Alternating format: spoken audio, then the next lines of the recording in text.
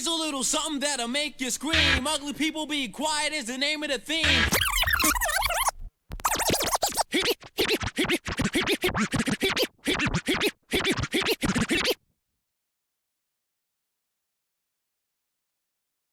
Here's a little something that'll make you scream. Ugly people be quiet is the name of the theme. So listen to this tune, don't knock it till you try it. People, ugly people, will you please be quiet?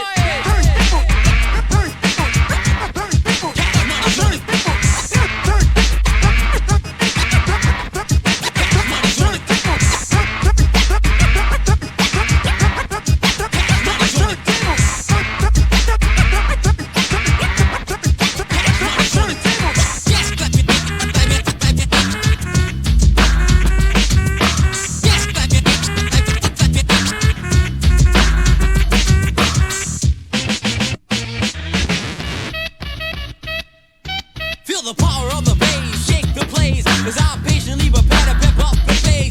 Yo, turn it up louder, turn it up till it's loud. And chill, be calm, and let me crush the crowd. Yeah, it's Marvin Marvelous, call me Marv. Every time you hear me, always kicking it hard. See, I got the music, you got the body, combine it all together, and it's a party. Yeah, till the early morn, so let's get it on. Everybody, somebody, come on. Ladies in a place, Marv makes you move. But people keep talking, so I have to prove that I can turn it out and shock the house. A devastating dominator without a doubt. So make some noise, don't knock it till you try it. People, ugly people, will you please be quiet?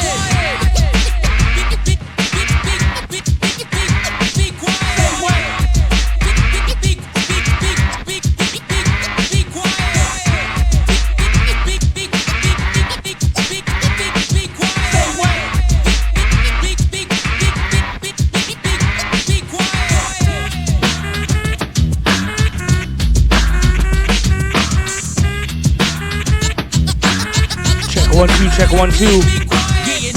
Yo, how's the mic sound? How's the music, guys? Let me know. It's time to give you more of a hardcore with cash on the funky beat and keep you on the floor. Short shot after short shot after short shot after short shot. Brother Jays, thank you so much, bro. NJ2, what up? And I'm betting I'll make you wanna dance. Move your feet as you bounce with every ounce to the bouncing beat. So listen to this tune, don't knock it till you try. People, ugly people, will you please be quiet? Be quiet.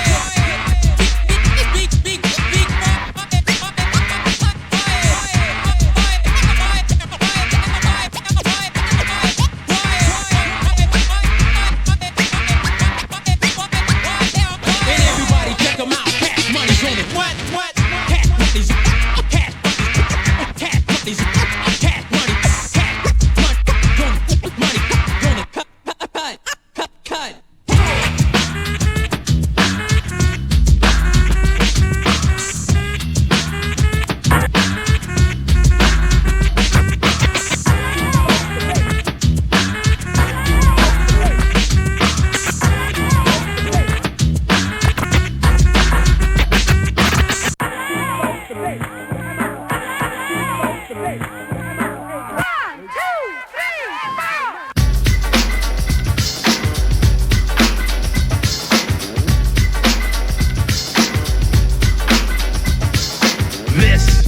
The one you've been waiting for. Hardcore, rhymes galore. The marvelous man here to take the stand. With cash on the funky beat, the one man band. Like you know that I'm on the go, and my rhymes will flow on your radio.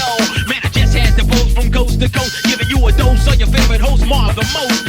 Constantly amazing, and got you craving for rhyme you never find, so stop chasing. The beat is sweet to eat, make my tongue react. Like a mic in my sight, I'm hyper like a maniac. Ready to attack and cut no slack. Get ill and kill and just damage the track.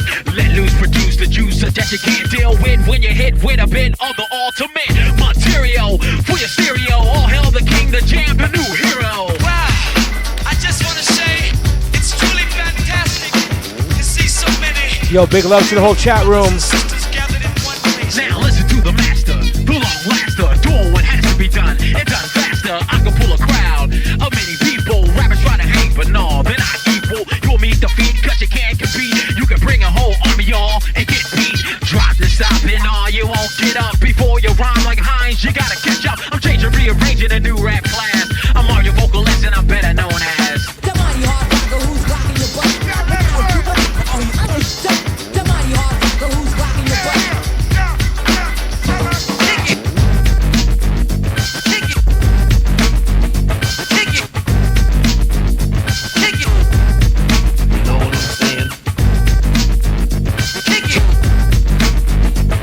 Yo, big up Reminisce. Big up DMC DJ Champs. My man Antrix.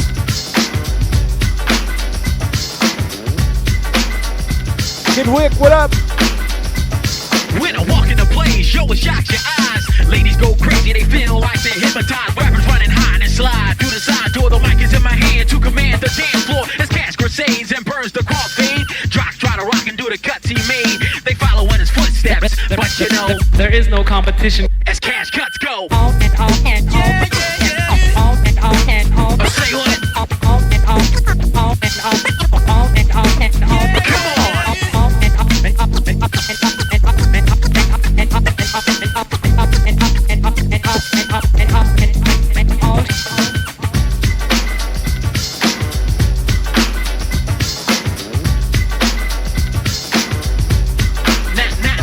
What up, Mello? What I'm saying, displaying like Calgon, around to take you away into another place, time, planet, and space. Yo, Cash out the track and pump up the bass, y'all. Come on, let's roll. It's I write the rhymes that break the mold. While for years you've been under a spell, your hits well, lost in a song, so you couldn't tell.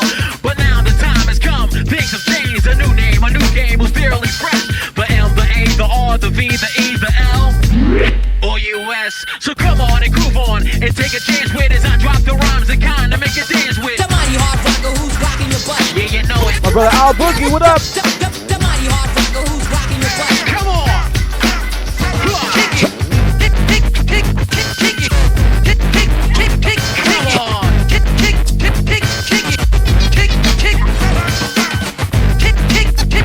Johnny.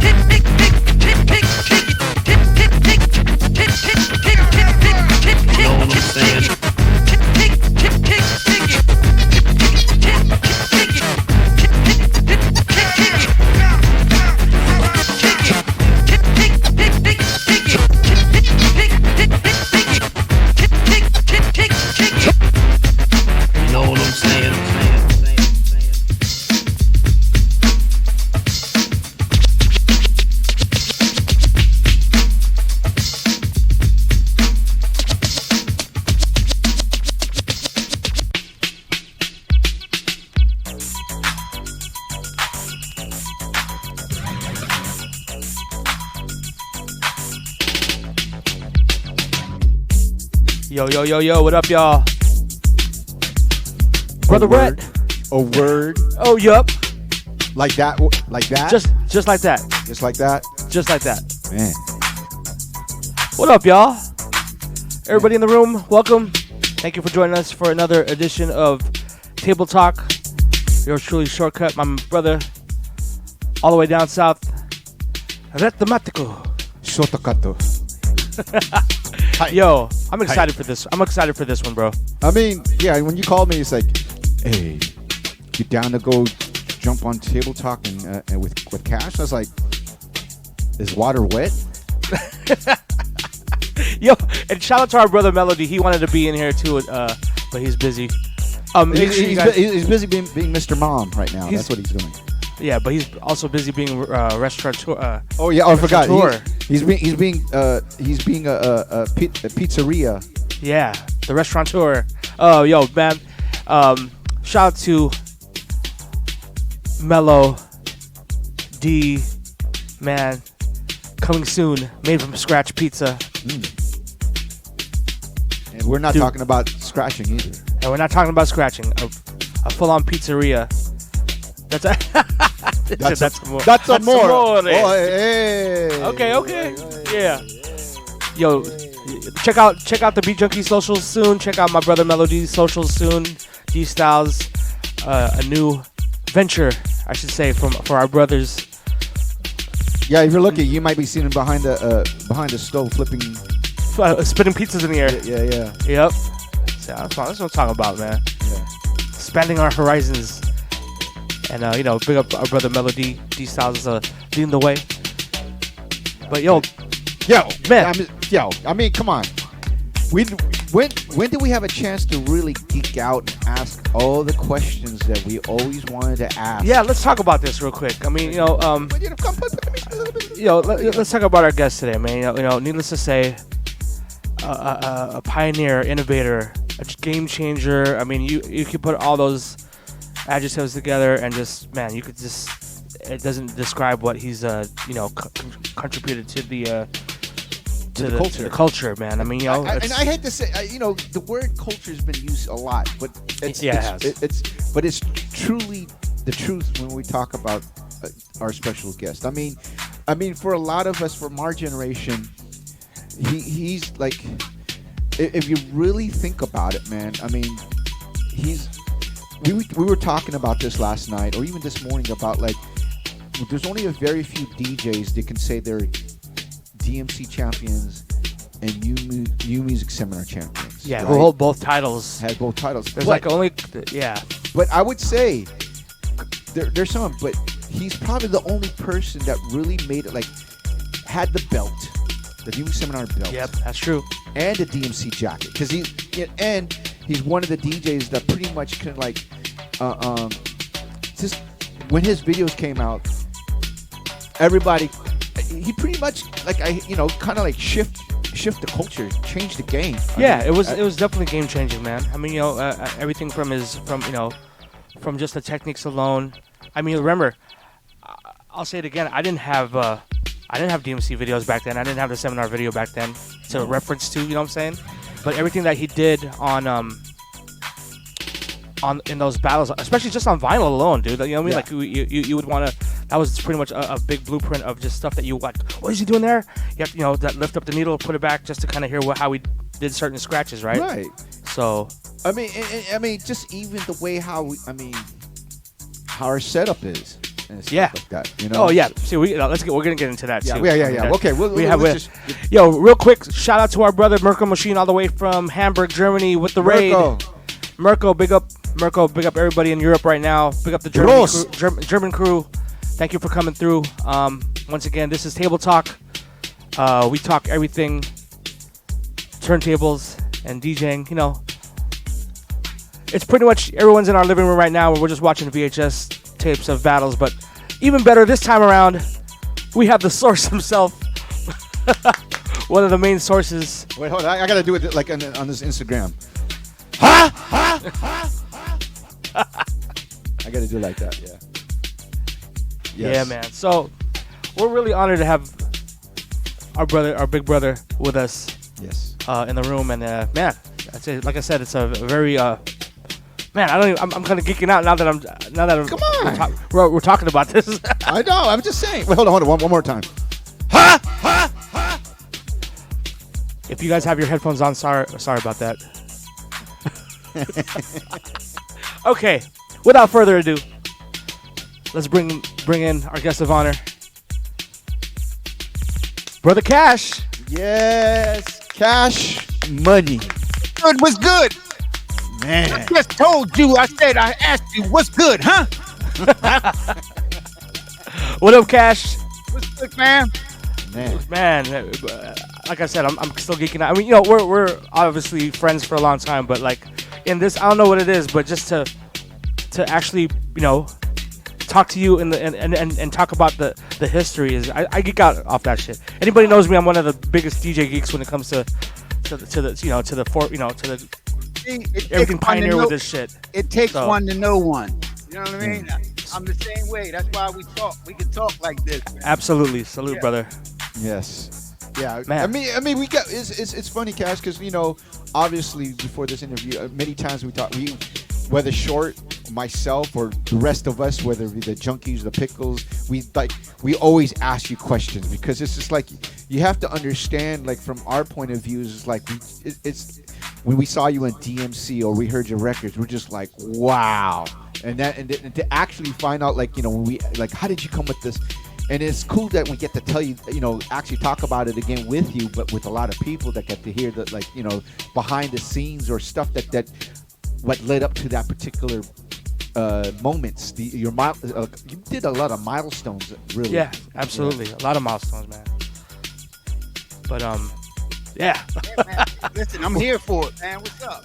Word up. Well, let's of course, for the this is especially for the youngins in the room. If there's any young DJs in the room who don't know what time it is with with your background and everything. I mean, we definitely always want to start it off with just the origins, but like maybe I don't know. I was, me and Brett were coming up with, things to ask you, but let's start it off with what inspired you to start DJing, really. You know what I mean? Because like us, we come from mobile DJ backgrounds, but what was it like for you? Like what got you wanting to get a pair of turntables? And Well, the very first thing and the most important thing is the music.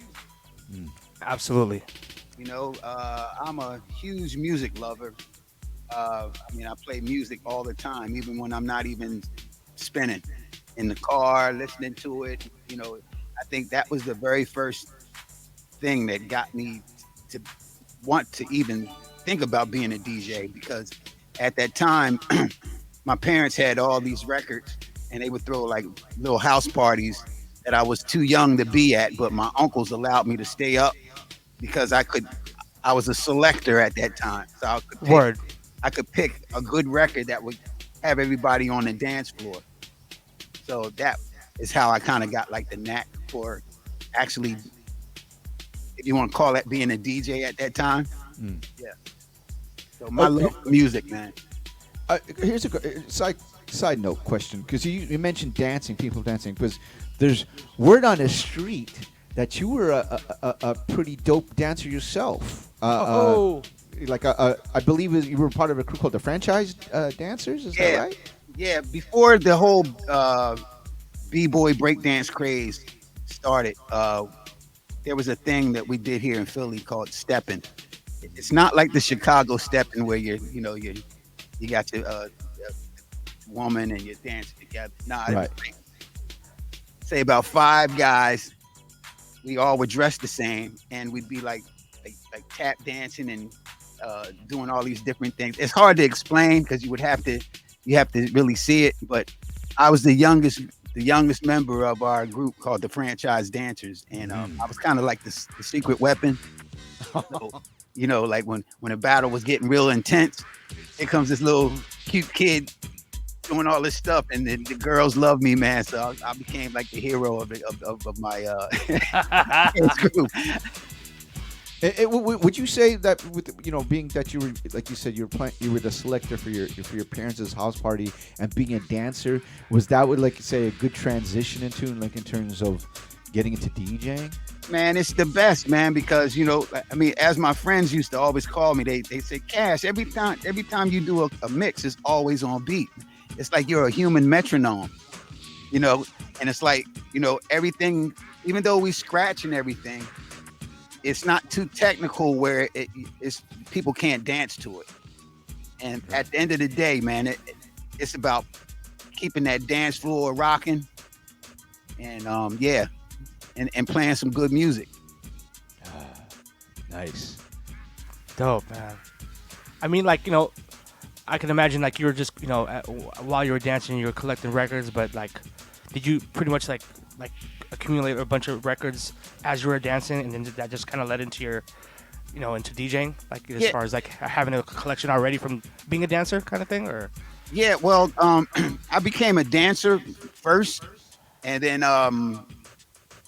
there was guys that we had these things called block parties. Like they would block off the block so no cars could go up, and then people would, in the daytime they'll bring out their grills and have little events. It was a family oriented thing, and then late at night the DJ would bring out all his equipment on the porch and be booming the sounds.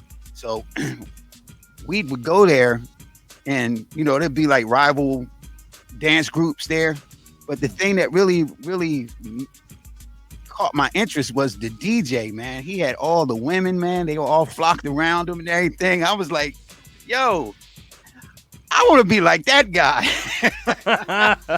Like, he was just playing records and the girls were always around him, man. And, and that was really my motivation, to be honest with you. Man, I wanted to be a DJ. I'm keeping it real. And how old were you about this time? Like, how old were you? It'd be like 10. Damn. And then, yeah, because I couldn't go too far because like these block parties were around my neighborhood, right. and kind of like up the street, You know, Word, word. yeah, it wasn't like I could, because my parents wouldn't allow me to go far, you know, and I had to be home by 12 o'clock.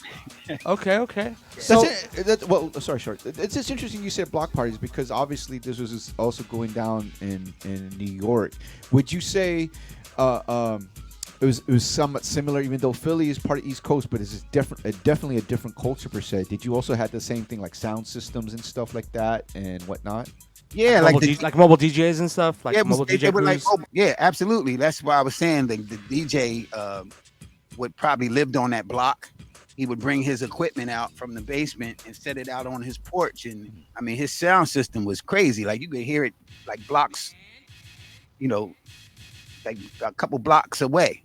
That's how loud it was, you know. And it was all about partying and dancing, and you know, they didn't play no nasty records, no like none of that stuff, man. Like it was because you had older folks that were there and everything. So it was definitely a family event.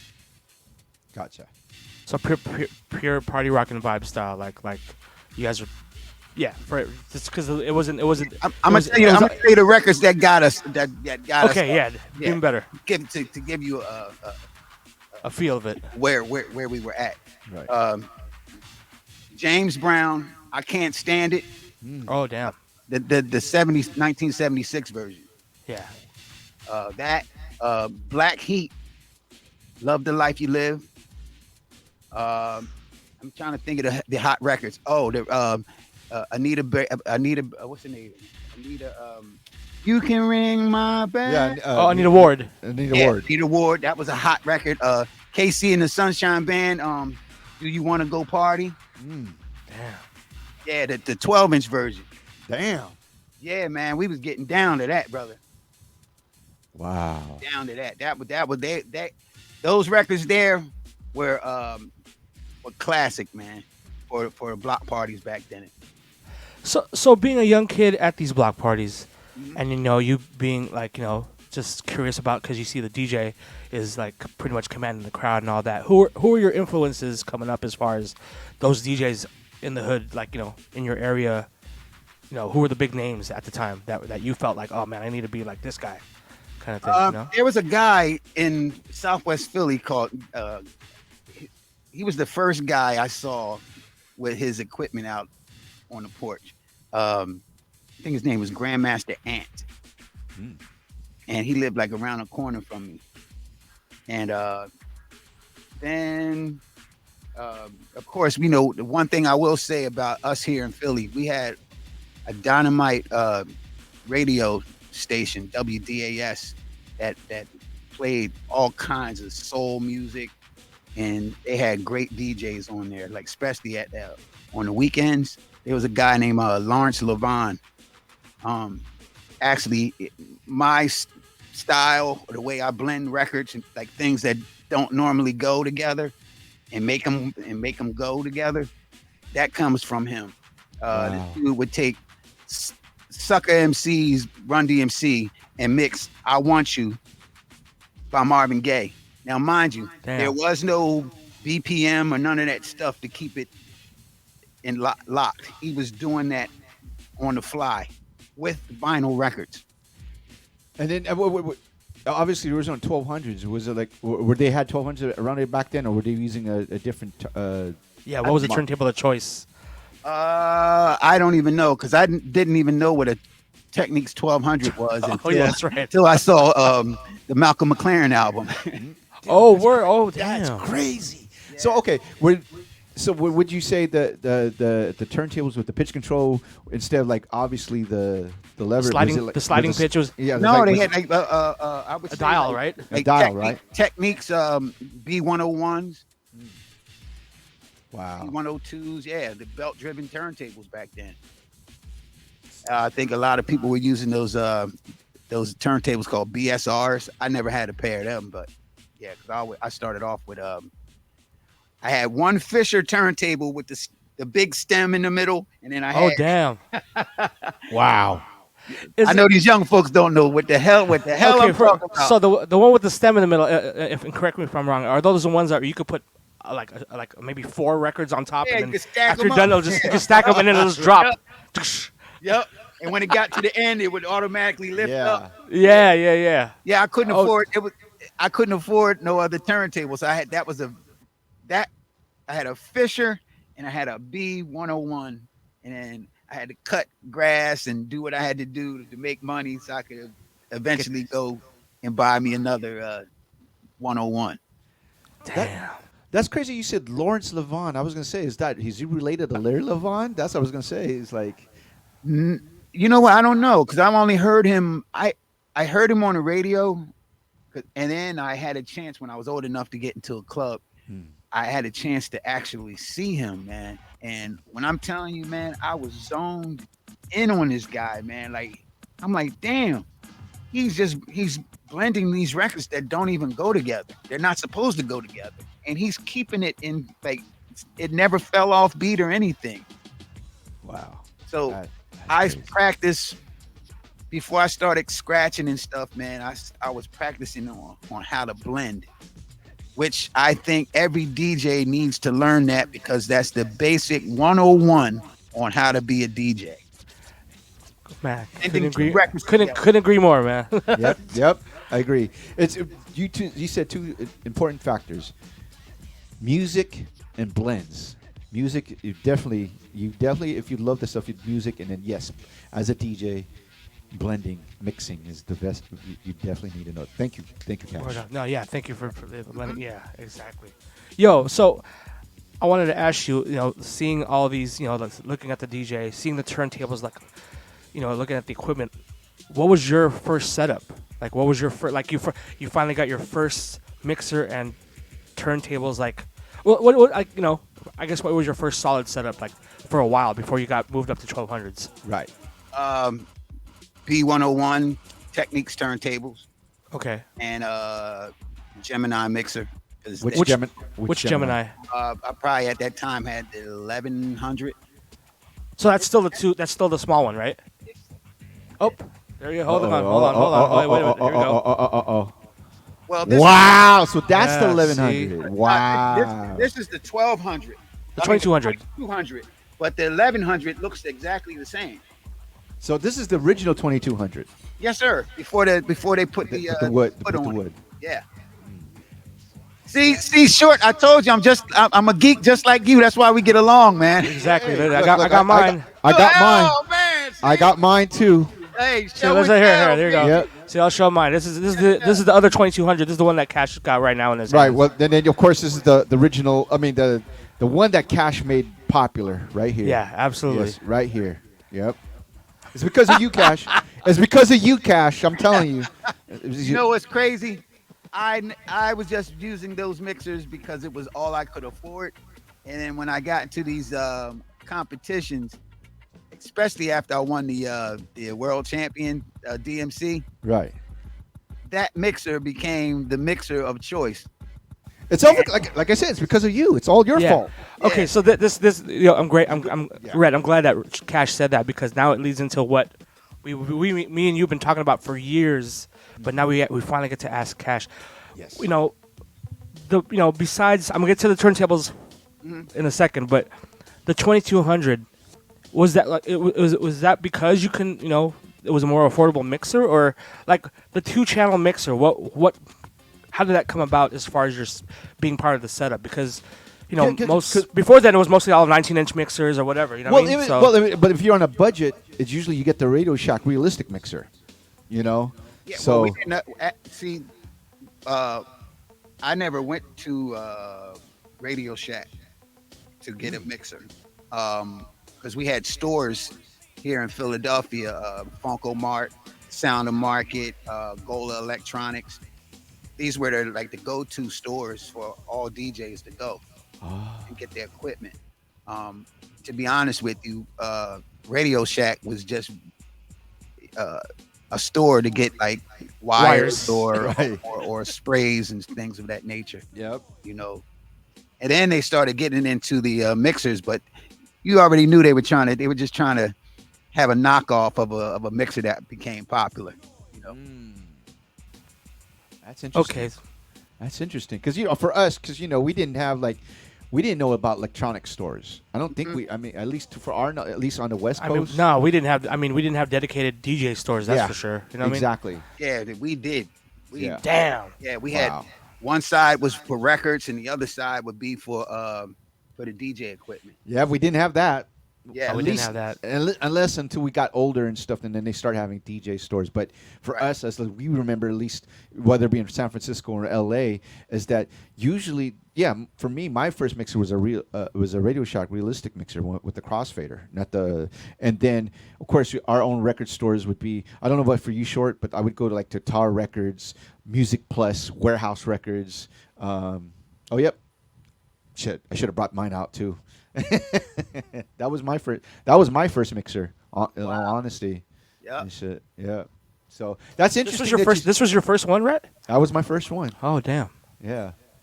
So that's interesting that did you say that, Cash? Because again, Short says, we didn't have a dedicated DJ shop or record store that sell DJ equipment.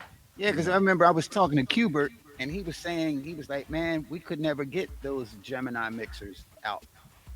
Nope. To the West Coast. No, we couldn't. Yeah, we. Yeah. I never seen it for sale at any of the No. DJ stores when I started, and when I found out they were like $50 at the time too. They were really cheap. Yeah, like this that 1100 was probably about $75 at one time, which was a lot of money for me, for somebody Oh, that yeah. was in high school. Had to cut a lot of grass for that, man. Wow. I mean, so you, what eventually went to from the 1100 to the 2200? What made you go to that particular mixer? It was just a few $100. I mean, a few maybe $30 more when it came out. That was like considered the upgrade kind of It was thing. an upgrade, yeah. So, yeah. And for those of you in the room who don't know about the 2200 or any mixer pre freaking those faders were stiff as shit. Like Shit. oh come on, man. Those are like hold on Yeah. here. There you go. There you go. this, Is that the one that you won with the DMC? yeah, this one has the DMC. This is the one I actually won the competition with. Wow, Wow. amazing. The one I have here is the one that I had on my album cover. Still has Wow. confetti and all that stuff in it. So yeah, yeah. Wow. Sick. I actually was looking for these, man, for years, man, in my storage, and I finally found them. So yeah, so I keep them with me now. Oh yeah, because it's because of this picture right here, Cash. It's because of this picture right Ah, here. there you go. See, Yeah, that's the one right there. that's the One. one. Yep. That's 1100 though, right? In that No, picture, that's the or that's it's 2200. The 200. but the black one. yeah, Yeah. But the album. Hey, but check this out. You probably didn't even realize that, Rhett. The guy who took the photo, if you look in the back, there's a radiator back there. He was supposed to block that out. Oh shit! Oh word. right here. Yep, right here in the corner. Yeah. Damn. That's crazy. Yeah, the radiator photo bombed the photo. Wow. Man. that radiator's like, huh? Yo, damn, that's crazy, man. Okay, so Yeah, go ahead, Short. my biggest question now is, for those of you who don't know, turning the turntable sideways. Like that's I mean, can you imagine how long that lasted the test of time? Like for right now, it's a standard. Look, if you look at my turntables right now I mean, look at mine. on these too. Pioneers, now it's set up where it's it's set up like that where the pitches you could read it this way and all that stuff. But back then It was right. You did that regular. I it was think just regular. It's just regular. So what made you want to turn the table sideways? Well, because the turntable had the tone arm to the right. Right. I would be going back and forth, and my sleeve would catch. Oh, the couch head shelf. Yeah, so me and my mentor at that time, so I used to go over his house, and he was teaching me how to be faster. right? Give a shout out to Grand Wizard With Rashid. Rasheen. Woo! Yeah. Yeah, man. He was teaching me how to be faster and trying to always be different, you know. So I would come over his house, and one day he had a table on his porch. One day he'll have them the regular way. Then he'll have one the next day he'll have it regular, and the other one would be uh, with the turn arm at the top. Hmm. And then the next day I'll come over, he'll have them both with the tone arm at the top. Yeah. And then yeah, it was just every day was a different setup. So, you know, we would be actually practicing on all those different ways, you know, just because like I said, he was just trying to keep the turntables on the table. So I was getting frustrated, you know, catching the my sleeve. Right. And so I said, you know what? Let me just go ahead and keep them this way, right? And that's how I practiced. Next thing I know, you know, I would be doing a show somewhere, and people would be like, "Hey, look at the way he's setting up his turntables. That's whack." Until I got on and started doing my thing. Especially when I started doing when I first started going up to New York. Oh man, they were dogging me, man. They were like, Yo, that's what I was about to That's a get good- into. yeah. That's a good way to. Yeah, that's something good to 'Cause talk we were- to get into. We were talking about this, Cash, is in terms of like, being though that you guys are East Coast, we noticed was there any type of animosity between the New York and Philly DJs?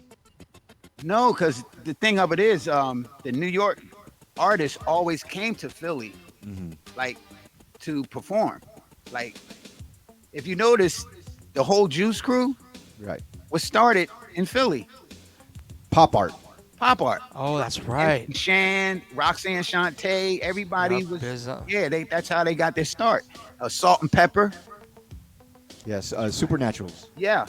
So they were Yeah. always in Philly doing shows. So because you know we became real skilled DJs in Philly, they started going up New York talking about, hey, you got to see these guys up New York. I mean, Philly, they're off the hook. So I remember the first time I became real cool with Cutmaster DC, and DC was, as you know, was a incredible DJ from back then. Yes. He was like, hey man, you should come up to New York. So he brought me. It was him and Eric B used to be his manager at the time. That's why me and Eric are so tight. This is way before Rakim, right? They brought me to a club called the Zodiac Club, and then I rocked that, and then I got the chance to play at Latin Quarters, which was the big club in New York. Wow. And when I set my turntables up, everybody was laughing at me. And then the guy who was Paradise, who was the host of the show. You talking about Paradise? Paradise Gray, who was also part of X Clan. Yes, absolutely. Yep. Right.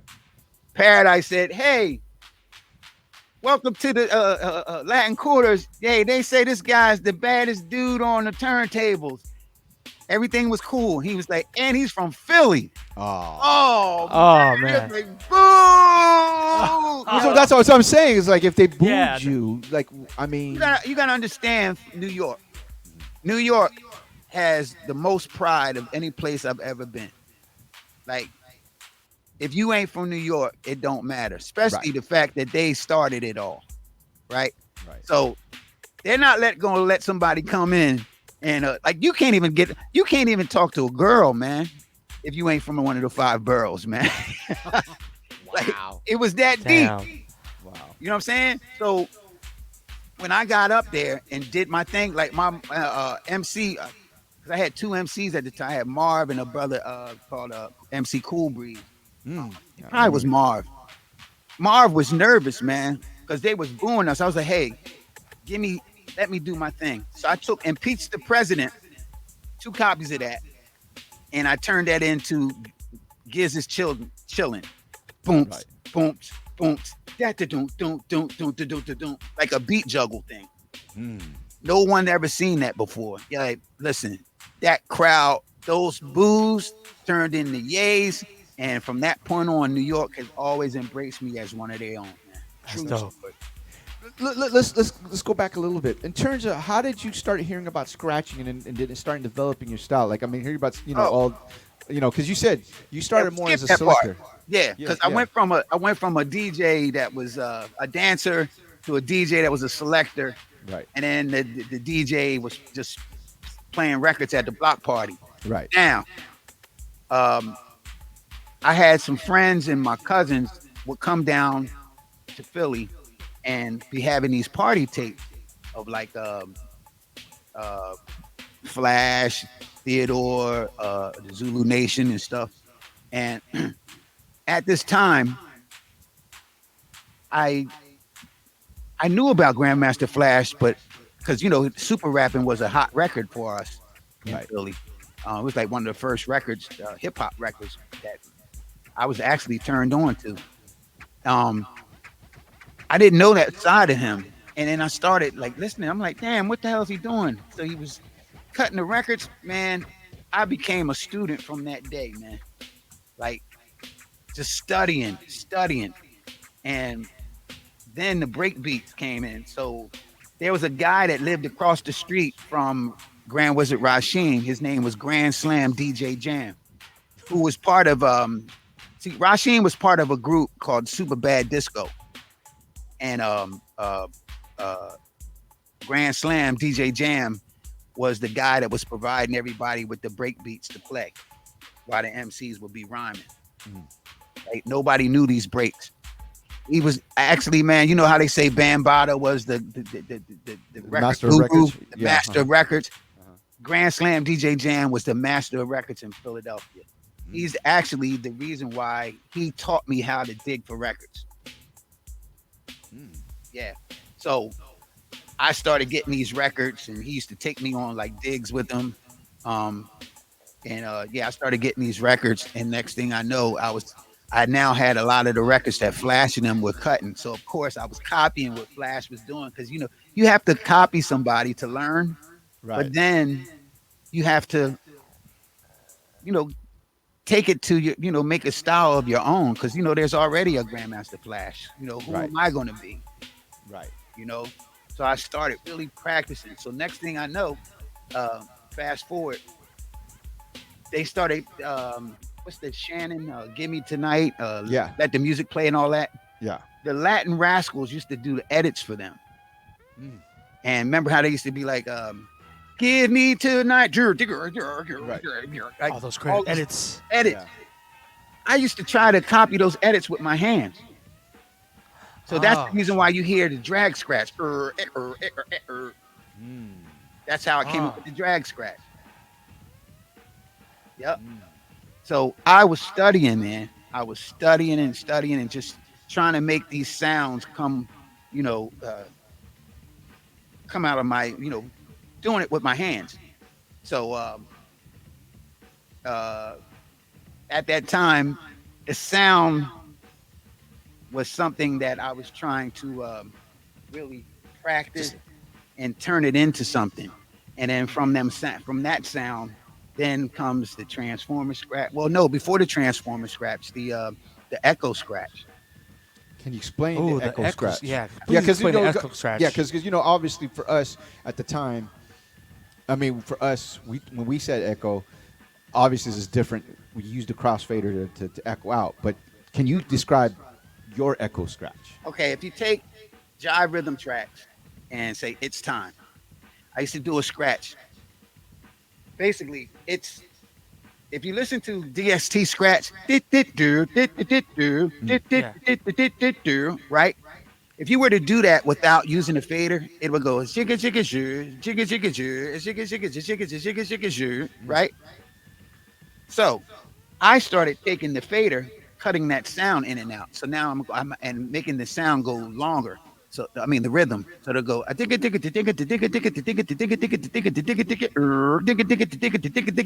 like that. So I was doing that with the record, with It's Time and Jive Rhythm tracks. So then I decided to go to Radio Shack to get some tuner spray, and they had this little microphone thing, mixer for microphones. real cheap. I said, hey, let me go buy that. And here it is. Oh yeah, the Echo Box. Yep. Well, Yep. yeah, it's called an electronic reverb. I had that So too. if you look at this piece of paper, I was on my MacGyver thing, man. So I said, you know what? I wonder if I could, because I didn't have an echo machine that was connected to my turntables. So I Right. said, let me take the turntable, put it inside of here, right? Turn this sideways. Now I can make this and put a piece of cardboard there, so it'd be like a crossfader. Damn. So that's what I did. The echo scratch that you heard on that video, like Yeah. nobody. Play that video short. Yo, well, man, that's what I didn't get from you, but I do have the audio of that. So if we can, is that Yeah. cool if I play that? Yeah. Please. From DJ Cash Money. Check them out. This is Power 99 FM. Hey, around. On the wheel is still right about now, the Supreme DJ, Cash Money, and other MC, Supreme Marvelous. And this is with that machine. That's with that right there. We had it on one turntable.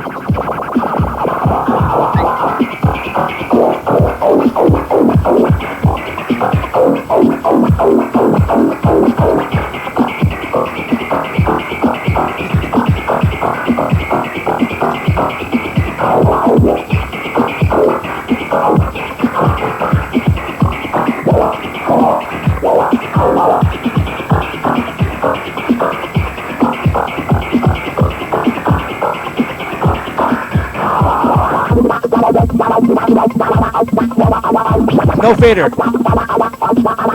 Flanger. Flanger, yep.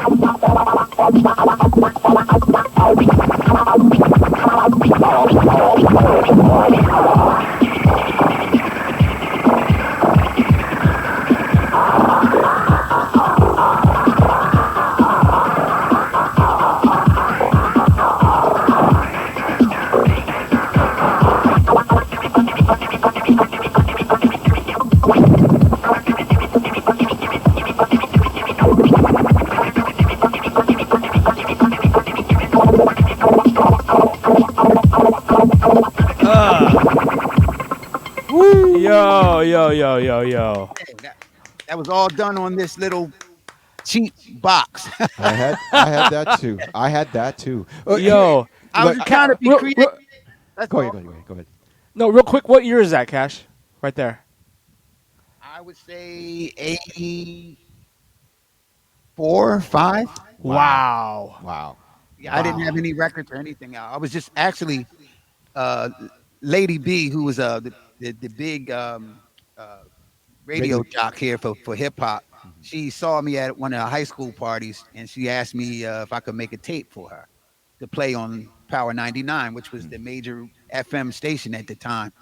And Damn. yeah, that was the tape I made her. Yeah. And check this out, which is crazy. The day they played that tape was the day the Fresh Fest was in Philadelphia at the Spectrum. Oh, So I sick. was coming out of the concert, going to my trying to get to our car, and they were playing this. Everybody was blasting this in their car, looking like coming out of the concert.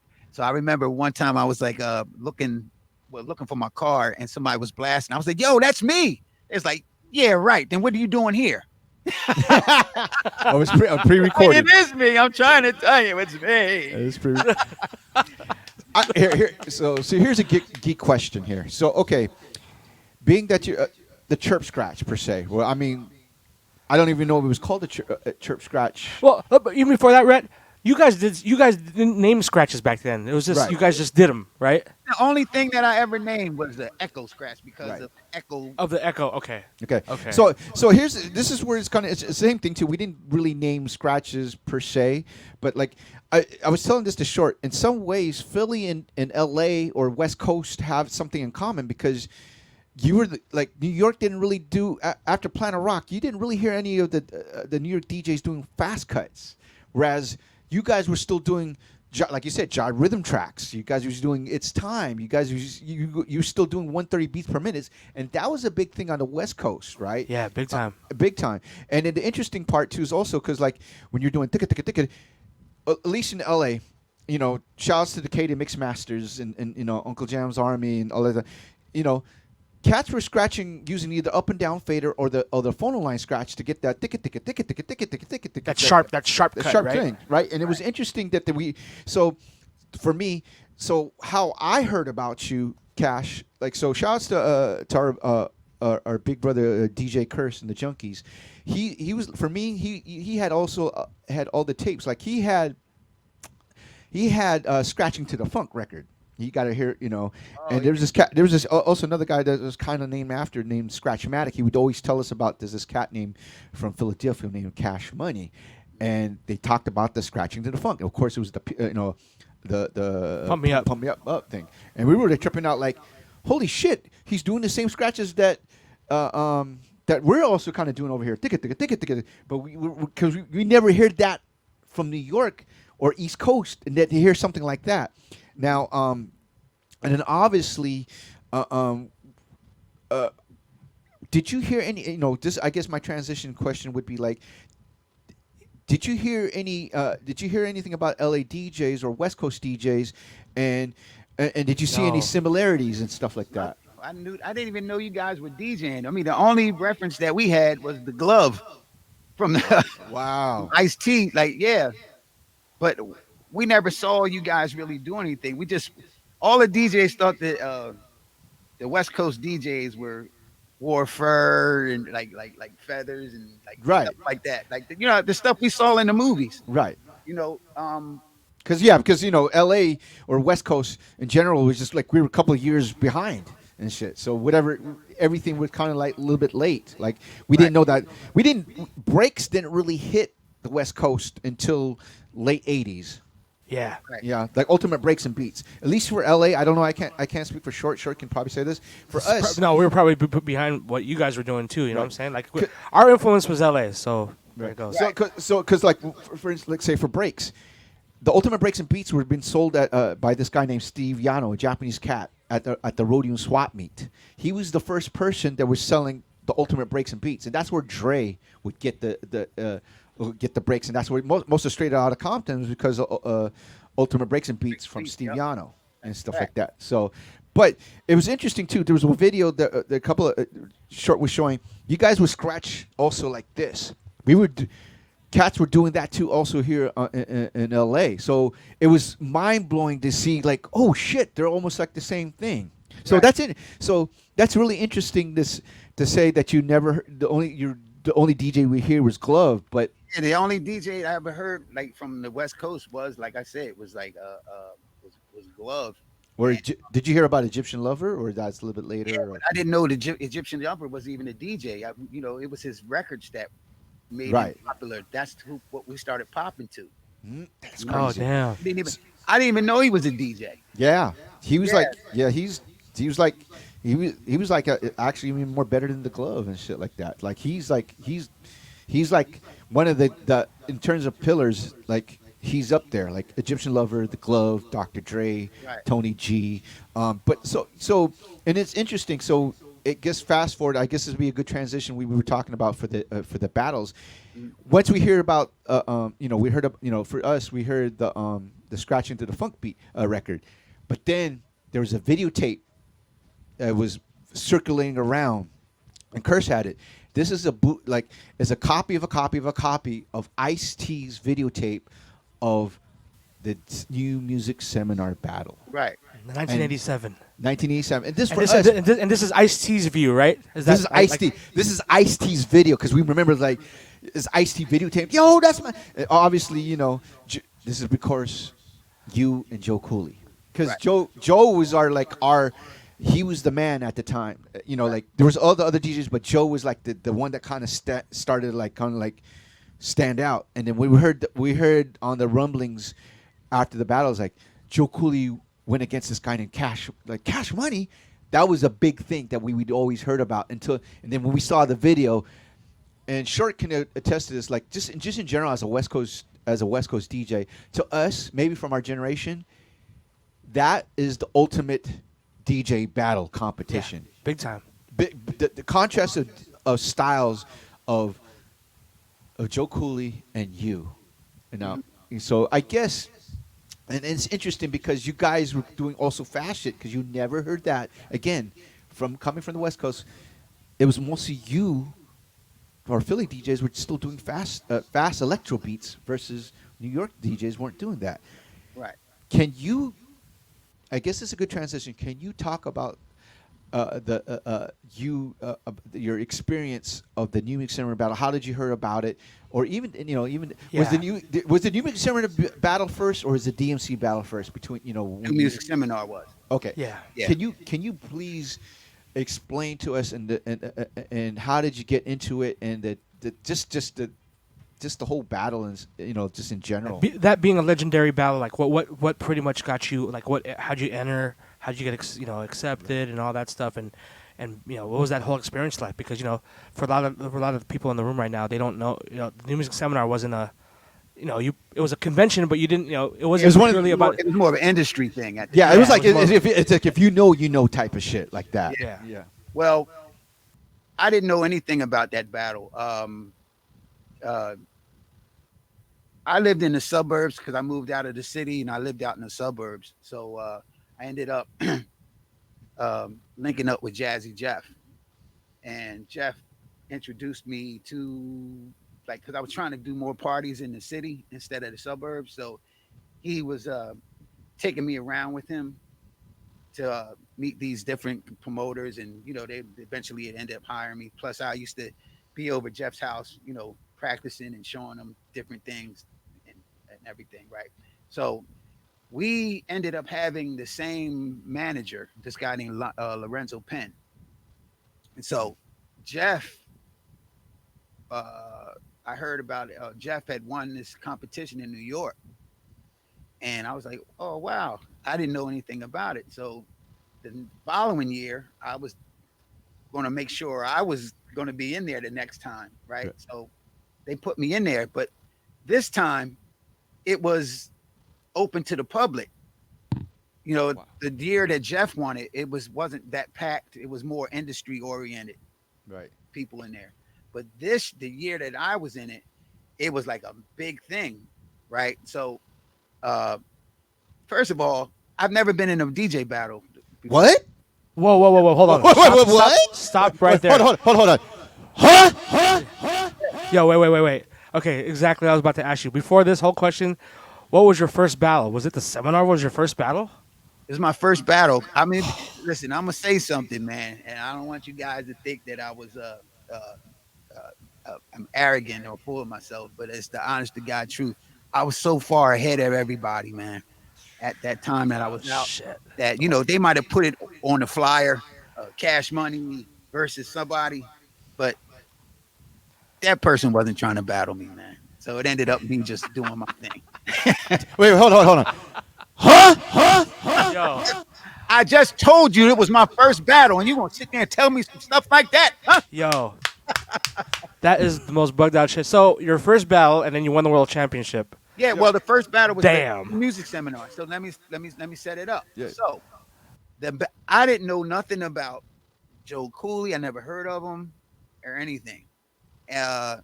They said the battle was supposed to be between me and Bobcat. Who? Yeah, that's another person too. Bobcat is. Yeah. Bobcat. I was familiar with Bobcat because of LL Cool J. LL Cool J. I used to be killing it. So I was like, damn, dude is nice, right? So I was like, okay, whoever, So next thing I know, Bobcat didn't show. So they put me up against. I had to go through a whole bunch of different people and everything. But the thing about that battle is that people don't know. Joe Cooley lost, man, in the early rounds. What? Yeah, somebody took him out. Yeah, the prelims, right? Oh yeah. Wasn't he he was like an alternate, right? Yes. Listen, the only DJ that I was supposed to go up against was DJ Pooh.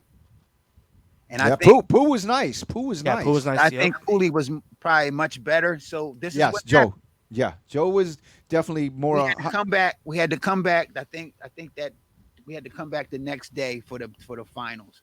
So they tell me, hey, we DJ Pooh is not feeling good, so we're gonna just put this other guy back in. But Cash, you already won, but so just coast. This is what the organizers, Funk and Klein and P Fine, were telling me. So I'm like, oh, okay. So next thing, first of all the DJs from New York that lost were pissed. I mean, well, because you have to think about it. So let me kind of before you even let me set it up for the people up there. The new this particular battle, this had all the all stars. It had Mixmaster Ice from UTFO, Easy G Rockwell from Original Concepts. You had Mr. Mix from Two Live Crew. You had Jazzy Joyce, which woo, Jazzy Joyce from Jazzy Joyce and Sweet Tea. Cutmaster DC. Cutmaster DC. You know who else was in there too? Too Tough was in there. Too Tough. Oh, Wow. Too Tough was that about too? They didn't. Yeah, we didn't see that. They lost in the prelims. Oh, DJ Groove was in there from Philly. Groove the most because shit. I'm using the boxes. the boxes. Turntables. They're grooves. Oh shit! Rest in peace to Groove. Rest in peace to Groove. My brother, man. For Yes. life, man. Yeah. So wow. Yeah. DJ Groove was in it. Yeah, I'm thinking about who else. It was a lot of Philly artists in that battle, man. MC Breeze, Disco C. Yeah, I remember the MC battle because it would alternate and So stuff. yeah, this is what they're telling me. They're like, oh, you won, so coast. So I went first. So I had already done. I think it's one thing about me, man. I don't cut records that everybody else is cutting. You know. But I already heard the It's Time thing. So I started off with It's Time, I think. I was just doing my thing. And then Cooley comes on and he does that incredible Tour de France routine. So I'm like, damn, I thought we were supposed to be coasting. So I'm thinking to myself, I'm like, hold up. Are these guys trying to set me up to lose? So it kind of threw me off, man. So I ended up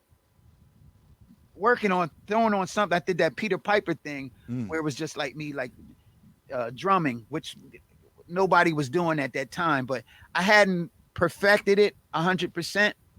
But if I would have known that battle really counted, I would have done something that I would have had planned to do. You understand?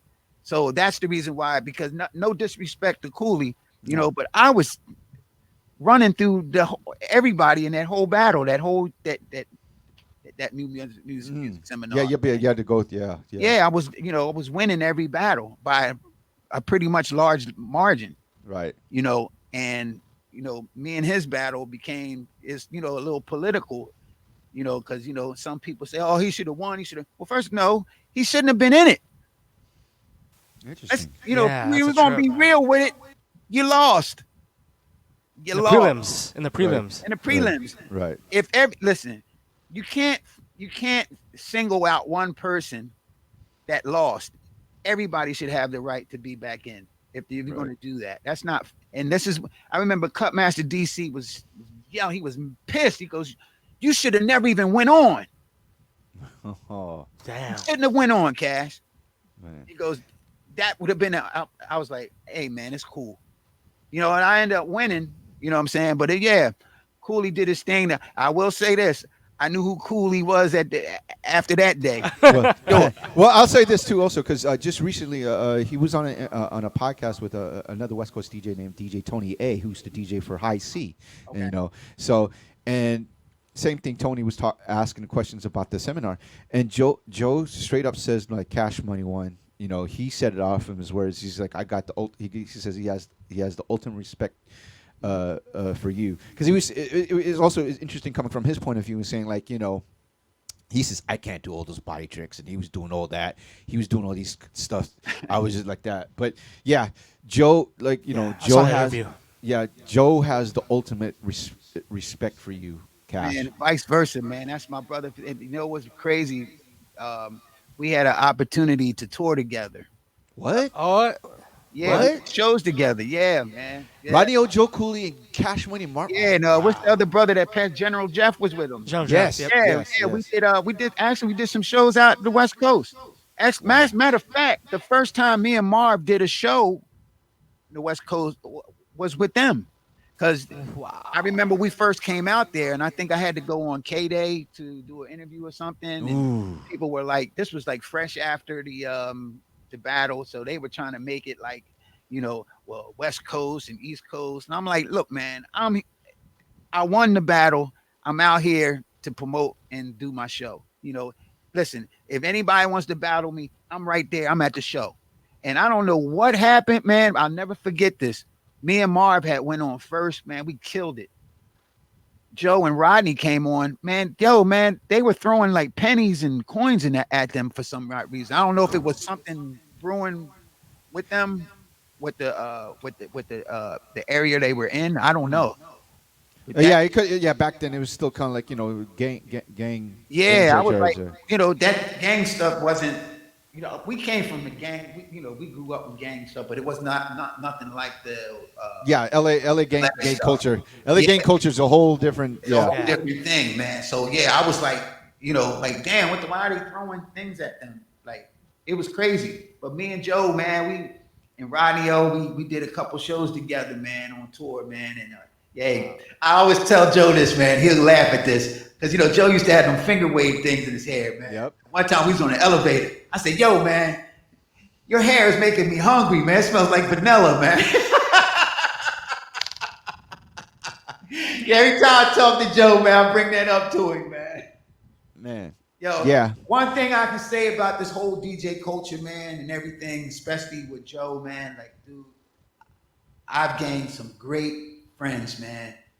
That's my brother forever, man. And I told him this the last time. I said, "Yo, man, we gave the world something that they will never forget, brother. We were the template to all these DJs. Oh. That's a fact." Yeah, straight up. I still think that with the '87 battle was definitely, I mean, to this day, one of the best battles of all time, man. It's Straight the up. ultimate. It is the ultimate battle because you're looking at two different styles, two different coasts, and like it's interesting that you said you never heard of Joe, but like for us, Joe was the epitome. Like he was you, but our West Coast, right? And Right. we didn't know. We started hearing about you, but when the tape started circulating, we were just like, oh shit! It's like And again, you even got West Coast DJ. Look again. Case in point, you got us started putting our turntables Sideways, man. sideways. We were a lot of West Coast DJs. We were mostly Newmark mixers. It's because of you that we started getting the 2200s and stuff like that. That was the mixer that Jeff was using. I never liked it. I think it was called a DM500. Yeah, Oh, that's the one with the small. That's the Newmark with the Small small fade, flat, yeah. the flat Yeah. switch. It wasn't even Yeah. like a line switch. It was like They didn't a have flat. that. Yeah. Yeah, I never liked it because the faders were too short. But that's the mixer he used to use all the time. Ah. Yeah, but then he got the deal for Gemini. But yeah, hey, good for him, man. Yo, Cash. I'm sorry, Cash. Real quick, can you turn off your flange? I think your effects is on your mic. No, it's not. Can you hear me? We can. There's echo on your. There's some kind of an echo or something. How about now? Still echo. Still echo. Yeah. I don't know if you had your reverb on or something. No, I had the talk on. Oh. Oh. Yeah, I didn't touch anything. Hold on, let's make sure. How about now? Oh, there. You Yep, go. there it is. Yeah, there you go. It was something on the mixer. All right. Sorry. Okay. Yeah. All good. Again, your battle with Joe is like the ultimate. It's like we tell this to everybody. It's like the template of the ultimate battles. And from here on, especially with the seminars, it's like it's the template for everything.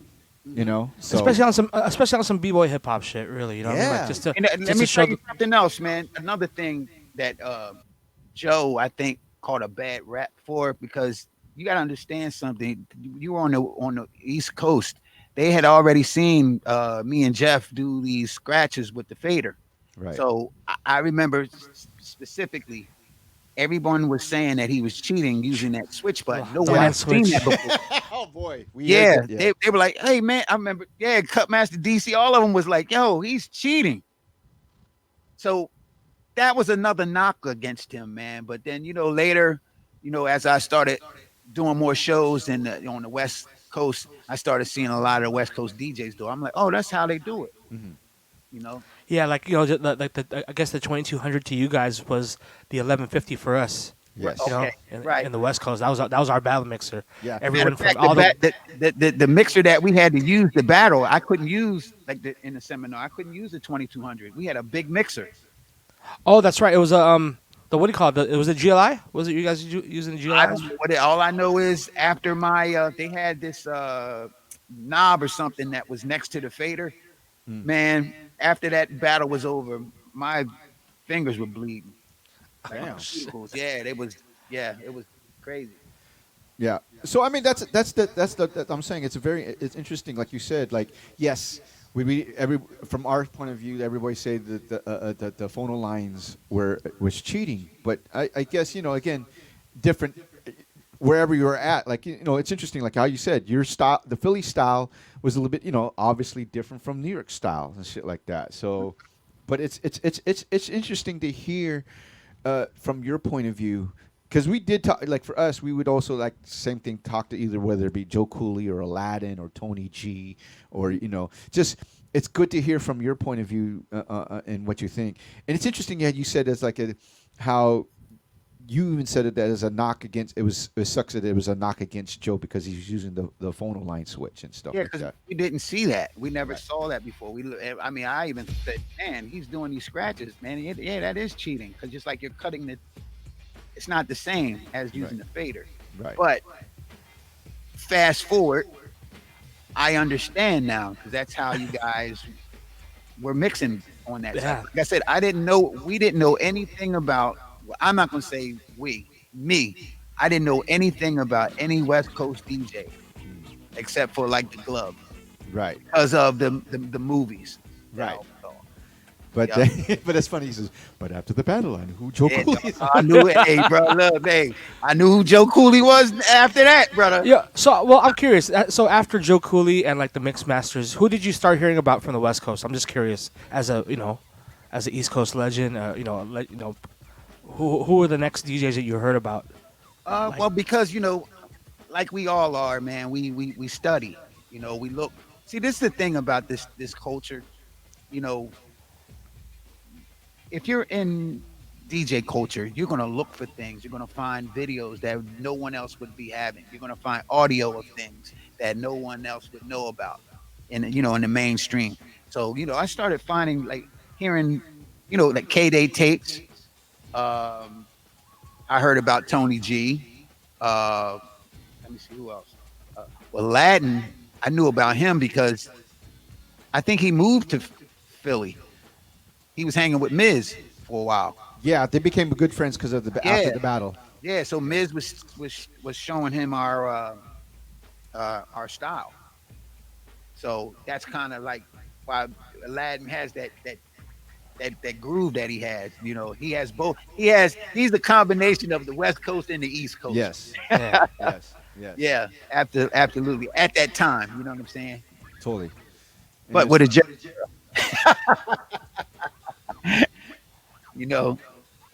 yeah, man, Aladdin, man, was because what's crazy? I heard about Aladdin through Ice-T.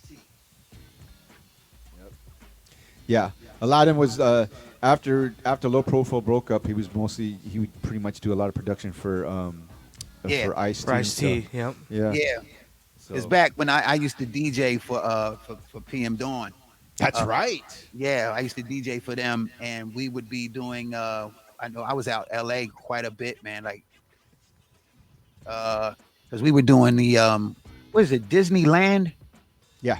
Disney. Yeah, we were doing Disneyland for like a month. So after all of our shows that we did, I used to go to Ice-T's house when he used to live up on Sunset. Yeah, up in the hills. up in the hills. Yeah, you know what? Ice-T had the Mortal Kombat game when it first got into in the arcade. He had that at his house. So He used to call me, "You coming up? I'm coming up." Yeah. So I used to be over his house, man. He'd be talking to me about giving me game on the business and everything, man. And actually, the reason why I have a fish tank in my house is because of him. He used to have a shark tank in his Yep. house. Yep. That was a big Yeah. thing.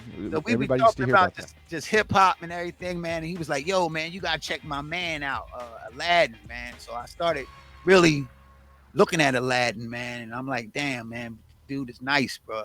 Like, he's nice." So then after Aladdin, then I started hearing about Hubert, you guys, and you guys just took it to a whole different level, man. And this is what this whole thing is about, man. It's about evolution, man. I laid a brick or a step for you guys to step on, and now you guys took it to a whole different level. And now the step that you left, now you got the guys like Craze, and then now with Craze is left, now you got guys like DJ Renner, and you know what I'm saying? Right. And this is beautiful. Matter of fact, I just saw Renner because I was out LA I a was week ago. I was trying to go, but it was Mother's Day, so I couldn't go. Yeah, yeah. It was a great night, man. But Yeah. DJ Renner came there, man. Yeah. Shout out to Yutaka because he goes like, Yeah. "Yo, man, you're gonna come. Yeah. I'm gonna meet Cash Money, man. Yo, you gotta come out." It's like, I can't, Yutaka-san. It's Mother's Day. It's Mother's Day. I wanted to go. I really wanted to go see you and Karis One, man. And then I saw the picture with you and Raina. That was really dope. It was really Yeah, dope. man. Yo, man, I'm that guy right there, man. He is the number one guy to me. And the reason why I say that, man, is not just because he's technically sound. He can take any genre of music. Yeah, Do his crazy.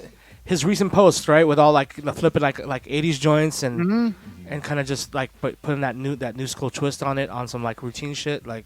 Yeah, man, and it's kind of like one of the things that I think me and you were talking about, short. Like with the new generation in these DJ battles, man. It's like, I think they're too technical, man. It's like I want to see you do something with the record that we all know, so I can understand what you're doing to it. Word up. You know what I'm Right. saying? Like that's what I would like to, because a lot of the times these guys are using like pre-recorded records. I don't know if it's the record doing it or you're doing it. So, you know, I can't. It's Well- hard for me to follow. Well, That's you know a what? good- Maybe that comes into my next question. Like, as far as the state of DJ, what do you feel about the current state of DJ battles? Like, do you think that there's any, what do you feel that's maybe lacking, or what I mean? Like, because of course the equipment that we're given now pretty much lets you do pretty much damn everything. You know what I mean? But what do you feel that is missing? I guess you. What I just said is, I to be honest with you, I think a lot of these DJs today are not music lovers. I think they're technology lovers. So they're coming in it at a different thing. How like when we're not spinning at an event or anything, as soon as we get to a place, we're going looking for records. You know what I'm saying? Right. On our downtime, that's what we do. Everything has to do with music, man, because that's who we are. I'm a music lover. I want to learn about music I do not know, and something that somebody could put me up on, or something I've been looking for the longest time. That's a high for me. And I think a lot of these DJs today, they just go for the new technology, opposed to, and it shows in their routines. They're too technical. So would you say technicality kind of took precedence over selection? Would you say? Yeah, absolutely. Okay. Because see, I come from, even though I am known for scratching and routines on turntables, I rock parties, man. I know how to play records. Right. I know what records, even today, man. You know, I know what records move the crowds. So I can play a young audience. I can play any kind of music, man, because I'm a student of it. I'm studying. It's important for me to know. If I go to a town hey man, what's the top 20 records? And, the DJs would be like, oh, this is what working in a club. Boom. Right. I make sure I have that in my set. You understand? And yeah, man. It's just I just think a lot of these because I was at that DJ battle up in New York, and Oh, the one that we were at. yup. You and DMC, the yeah. executioners, yeah, man, Yeah. fantastic. You guys did a fantastic showing, man. Ah, thank you, brother. Both of you guys, man. Yeah. But yeah, I was so I didn't know what I was looking at, man. And to be honest with you, I'm looking at the crowd too. The crowd is not really in it like that. And It's like- that young guy that I think he was from San Antonio, Yeah. he should have won, man. Because he did something on a record that we were all familiar with, and we could see exactly what he was doing, how he was manipulating it. It's interesting you said that, Short, in terms of like, yes, because Short and I talk about this, All the time. But Short says it more than I do. But I do agree. Like, I think what's missing is the selection of like taking songs that people know and flipping it and stuff. Because I guess because I mean we're from that generation. We're watching you guys. As you guys played as soon as you drop the needle and drop the song, that's the first thing. Oh, Yep.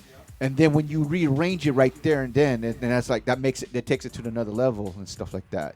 But in Short, I don't know if you might disagree or agree with me. In some ways, I kind of have to say our generation kind of somewhat mess up in terms of like because we took all the records that we like that we used and made into one record and that became the basis of like I guess the battle records and stuff like that. But again, and I guess fast forward with technologies like now everyone's making their sounds, but they're not taking sound.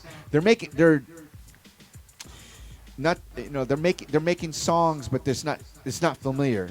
It's, I think and not to down any of the new generation, but I just Totally. the DJing part got the turntablism and DJing, but the DJing part got sucked out of it. Like it's not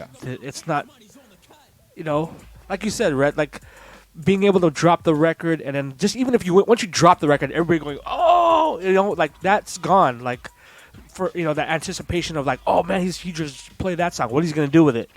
We all know that song, but what he's gonna do with it? I think that's the main thing I feel is kind of missing because man, don't let me get started. I'll go on a rant right now. See, the thing of it is, man, you don't want to be the old guy. No, of course not. Of course not. You young bucks just don't got it. They're killing the game. No, it's not that, man. It's not even that. No, it's not even that, man. Some dope DJs, but like I said, I think technology is being made much more faster than we can create better DJs, and I think that's what's happening. And like I said, when I see somebody like DJ Renner, man, he's a breath of fresh air for me because number one, he's creative. He doesn't sound like nobody, and he's using records and doing things on these records that no one else that I personally haven't seen. Right. And I'm like, how the hell does he even know this record? Well, right there, Cash. I gotta say something. You have to. You named two DJs, and I'm gonna name another DJ. You named RC3 from San Antonio, Reina, and then K Swiss, the current world champion. If you trip off all three of those DJs, their dad is the biggest influence on their DJ career because all of them are DJs as well. You know what I'm saying? Right. And they all have the access to the record collection, or maybe you got or dad. What do you think of this little? What do you think will get the crowd? Yo, flip this record right here. Right. I think a lot of the new generation doesn't like coming into it on some technical, on a technical level or thinking. That's where I feel is missing because, like you said, but a lot of us started DJing as party rockers or just mobile DJs, and a lot of the kids who are getting into that thing, getting into the scene now, they just go into it more because they're familiar with what they're shown on YouTube with just the techniques, how to do a certain scratch or how to do a certain juggle, and that's it. Like not, I think the records, the digging part, selection is not, What's interesting because I had a good talk with Reina one time. Like I picked him up from the airport, and then he was here for the NAMM show, and it was I told him I'm glad that you starting to use you're going back and looking at the classic records. And he did say like his dad helped him out and stuff. I said keep on doing that because that's make you stand out versus Absolutely. other people, right? But what's interesting too is also he's still like not saying that other DJs are not students, but he was asking me like, this is a crazy question, especially for someone who won a DMC at he said he won it when he was 12 years old. He's 20 years old now. He's right. He asked Nuts. He asked me, what is your favorite album between these two, Midnight Marauder or Low End Theory? That blew my mind. Right. Coming from for someone that hasn't got the experience Wasn't even born when those albums came out. exactly. But he was like he was telling me like, oh, I like this song, or oh, how about this? And I was like really blown away that he was like willing to be a student to learn and ask questions and see what he likes and stuff. See, that's the point right there. You want to be a student, Right. and I mean, even to like, as much as we've been digging for records, I'm still a student. No matter how many records I have, I'm always willing to learn something. Right. And so we never stop being a student. And so for him to say that, because he was asking me questions when we're at the whiskey. yeah, man. I'm like, and the thing of it is, I've been knowing him since he was real young because I know his parents. Because Renna did a juggle a routine on my Street Cash album. Yes. Yeah, the video at the end. And I just asked him, I said, you think you could do something off this? Man, he sent it to me like within like 2 days. I was like, oh my goodness. It was an incredible routine. So like you said, man, his parents, I was to say all those DJs' parents really raised them well. Yes. That's a Yes. fact. Wow. So, going to kind of track back because we went, we talked about like what's missing in DJing. We didn't get to talk about the experience of DMC because because DMC tape versus the seminar tapes. It's one of those things. It's like you only if you know. But the DMC once your DMC World Championship tape came out, everybody was like very influenced. Can you talk about that experience? That competition was the greatest competition I ever won. Not just because of me winning it, but I can literally say it changed the way people would approach DJing. I know so many guys that are house DJs now that were studying those tapes that used to play, like guys like Carl Cox, David Guetta. Like these guys studied these tapes, and I didn't even know this until I saw them like a couple years ago. I seen me and David Guetta were doing this festival in Singapore, and he was doing an MTV interview. I never met him before, so I was coming up, and he stopped his interview and came over and just hugged me, and I'm like, yo, what's up with this guy, man? He goes, yo, you came to Paris in 1989 and you changed my life forever. I was like, what? He goes, yeah, he told me he used to spin hip hop. I was like, for real? See, when you see these EDM DJs and these house DJs, man, they started in hip hop at one. They started hip hop, yeah, man. Yeah, it's crazy. Carl Cox told me the same thing. He goes, yo, I didn't even know Carl Cox was in the DMC. Yeah, he was in the DMC. Yeah. UK finals, right? Like crazy. So that DMC, man, and I applaud Tony Prince for being such a visionary, man. Like he basically took our hip hop culture, infused it with the mainstream on a big stage. Like the year I won, James Brown was there. Yo. He was my biggest musical influence. So my life came full circle, man. He saw me win. Yeah. Yo, I think the year that you won definitely was like, I think was the height of the DMC era. I mean, we really tripped because You had big. MTV. It was on MTV, right? MTV in Europe. Yeah, Yeah. yeah. But you also had like you were on the revolve. They had the 1200 stage, right? Is No, that not that one? that No, year. that was the next year. That was next year. Okay. Yeah, But No, yeah, but his year, I mean, yeah, James when James Brown. Brown came out, and then Run DMC, Public Public Enemy Enemy. was there. Oh And the my thing God. about it was, it was crazy. I'll tell you a funny story about that DMC that people don't even know. Um, All Star Fresh had went on before me, and I was standing next to Flavor Flav, and he starts doing this routine about because I guess I was the guy that everybody thought was going to win, but I still had to go out there and perform, Right. right? Because I'll never forget when I first arrived there. Um, all the DJs were asking me for my autograph. And I'm like, yo, what are you doing, man? I'm like, yo, dude, I gotta perform like you. You know what I'm saying? Right. I gotta appreciate it. But because they studied, those audio tapes were some kind of way finding their way overseas, some kind of way, right? So um I'm standing there with Flavor Flav and All Star Fresh starts doing this thing where he's dissing me. He goes, I already know what you're talking he's a about. effer, mother effer. And I'm like, damn, why is he doing this to me? Right? Flavor's like, what you gonna do, B?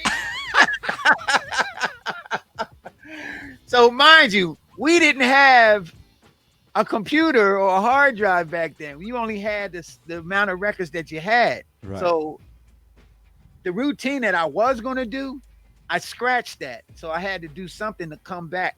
So I ended up Oh. I ended up doing that calling me a sucker boy because Oh. yeah, That was so that wasn't supposed to be that wasn't originally in your final round. That you no, you not just at all. you just came up right there on that spot. There on that spot, yeah. Yo, that pattern too, man. It was call me a sucker boy, sucker boy. Oh, yo.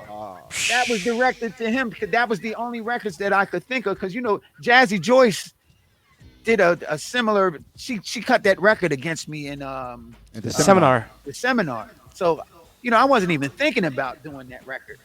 So I'm like, damn, that's the only record I could see that says sucker, and it could point a finger at him. Right. So I said, Yo. I'm gonna do that and update it. Yeah, and another thing that happened on that stage, if you notice, I'm doing this. My monitors blew out. Oh, was that what that was? What Wow. I thought you were trying to get. Yeah, I thought you were trying to tell everybody, come on. What I couldn't hear anything. Oh, Everything shit. was echoing because that was at the Royal Albert Hall. That's Right. where the Queen sees her opera.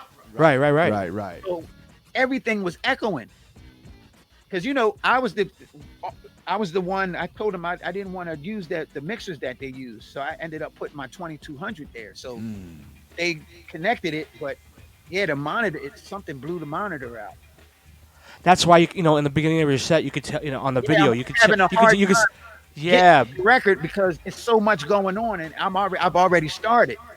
Yeah, and then but you could but in the video you could tell the volume change when you like at the Yeah. very beginning of your set. You could tell you're doing this, but I didn't know that it was because of Yeah, if you hear it, it goes Oh, like that. oh damn. Wow. Yeah, because what's crazy about the record that I used, this is some historical stuff I'm gonna give you guys. Hold on. Uh-oh. I already know too. Uh-oh. Uh-oh. Yo, chat room. Can I see some ladders up in the room one time Uh-oh. Look for the look, legendary look, Cash look. Money? He's lacing us right now, man. Oh, man. Hey. You see that? Hey, Oh, that's it. Cash. Oh, there you go. There you go. Wow. This Look at record was given to me by Grand Mixer DXT. I was introduced to him by my good friend Jackie, who in New York. She was like, "Yeah, I know DXT." I said, "Get out of here," because yeah, he lives in the Edenwald projects. And I'm like, "What?" She was like, "I could take you to see him." We went to his house. He comes to the door, dude. I was like, now mind you, this is the DXT that's on Rocket Yes. at the time, right? So he said, "Hey, man, come to Green Street Studio. I have to do these recordings before I go on the road with Herbie Hancock." So we went down to the studio. He gave me the original copies that they use in Wild Style, the records, Whoa. and he gave me this record, two of these records. These were, you know how you guys started putting these your those records together. Yeah. The bell breaks. Yeah, he was doing that before you guys had even did it. Oh. Yeah, so There it is. all these different sounds. All these different sounds on there. So if that's why I'm taking a long time because there's so much going on. I couldn't find the part, man. The Shannon.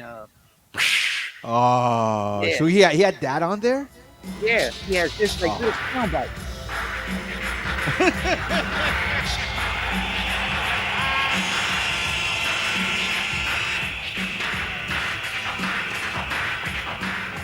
Damn. Wow. That's it. Yeah, yeah. And- That's nuts, dude.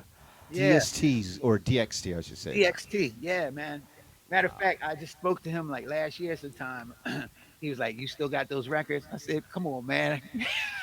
Absolutely.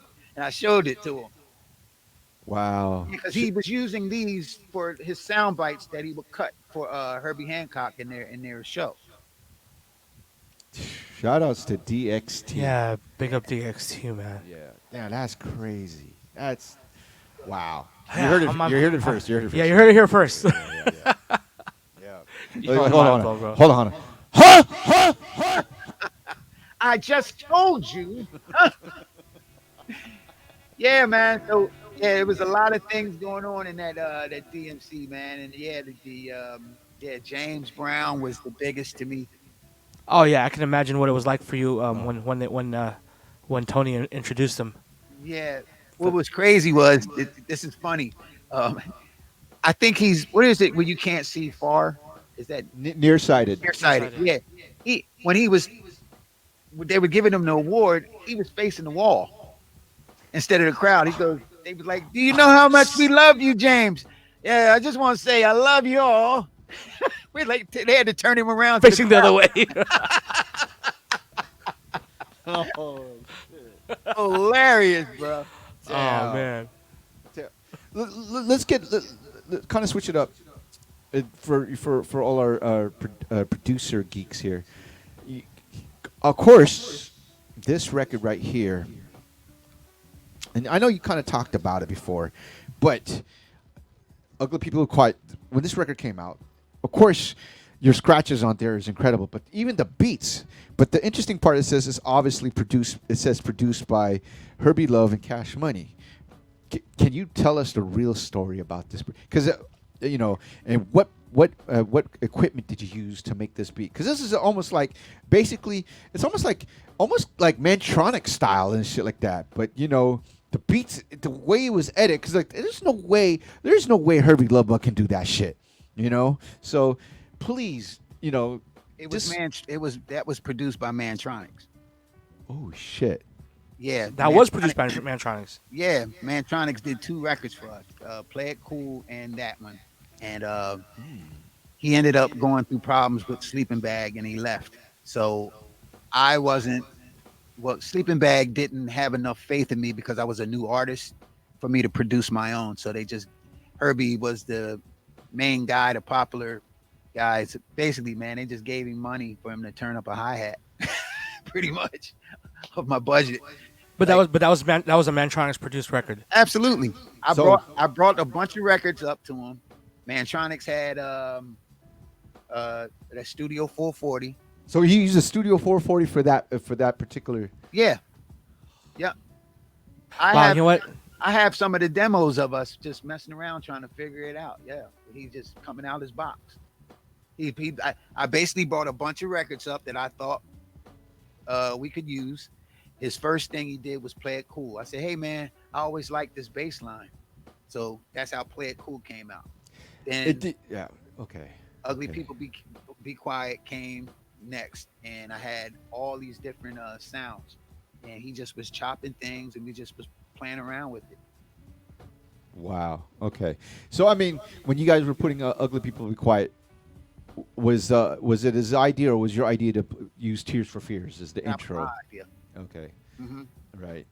Yo, that was a big song here, man. That's in the Bay Area. It's a big like, sound period in the West Coast. I mean, yeah, in the West Coast, yeah, it was. Yes. But here in the Bay Area, like a lot of just now it makes so much sense because a lot of the hip hop that was being played here in the Bay Area, when, during my mobile days, like 86, 87, were all Mantronics beats because they were bass heavy. But Yep. but now that hearing I'll go people be quiet with the dan, dan, dan, dan, dan, dan. That is Mantronics all day, isn't it? Yeah, Like, totally. I mean, well, the bass line on Play It Cool, it sounds like it does reminds me of, like, not bass line, but one of the other Mantronic songs. But it does make sense because also, like Short says, also here in L.A., I mean, Latin freestyle was really big. I mean, big. real big, especially like summertime. Like No Sir, but summertime was really big here. We used to play it a lot. So it does. Joy Sims. Yes, Joy Sims, Yeah, and then of course, Rest Of in course. peace, Queen. Yes. My mate. Yeah, man. Yeah, he, like I told you, he gave me, because I have his 909 that he was making all those beats from. Damn. He gave me his 909, and he had the Studio 440. I didn't know anything about the Studio 440 until I just thought it was cool, and it had these gummy pads that you could on it, but I didn't know what it could do. And then when he left, I was forced to get my own Studio 440 and learn it. and would you say the rest of the album, you produced it and used the Studio 440? Yeah, everything was Studio 440. Even Mighty Hard Rocker, everything. That was all my production. Oh, yo, that was a big tune too, man. Yeah, That was my production. But we really didn't like the Find the Ugly Woman thing, but because of the success that Jeff and Will had, and we were the next thing close to them for their success, so they were like, hey, could you make something? So we ended up doing that. And this is funny because I just found this out just a couple years ago, right? Yeah. Cash, I already know. You know. Short told me. On it because I don't know, he must have pissed somebody off, because I've been getting these anonymous emails. They're like, hey, this guy is doing a form of plagiarism on your song. I'm like, huh? Some guy from the Philippines had redid our song, but he basically stole our whole song. He changed the lyrics into your language. Right. Tagalog. Yo, any Filipinos in the room? If you translate "Find an Ugly Woman" into Tagalog, you know exactly who that artist is. But yeah, man, that was I didn't know anything about this until like just recent years. Like I'm getting these anonymous emails. I think he pissed somebody off. They're like, this dude's a major star, and he became a star off of the success of this record that he stole from you. I'm like, so they sent me these video clips of it. I'm like, remember I called you Short. I was like, do you know about this? You were like, oh, Cass, I thought you knew. Yeah. I'm like, and I told you, Cash, that was and still was like when for hip hop.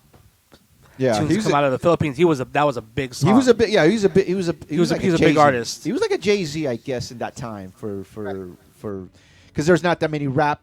If you think about it, there's not that. He was like one of two big rappers from the Philippines, basically. Yeah. Okay.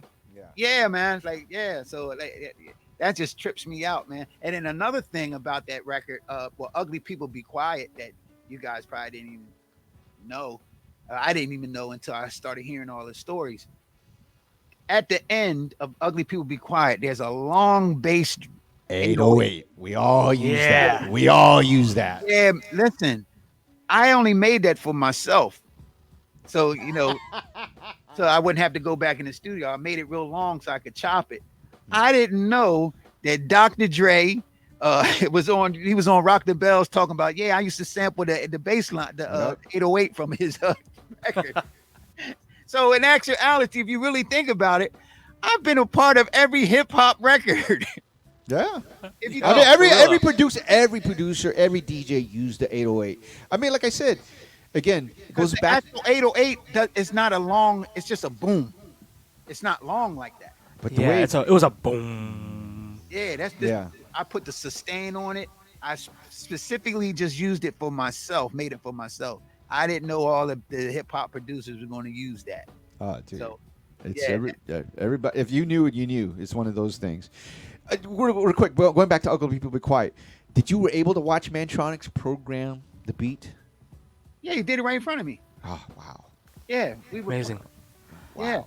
wow, that's crazy. I would have loved to be a fly on the wall to see how he programmed the beats and the. Yep, same here. Yeah.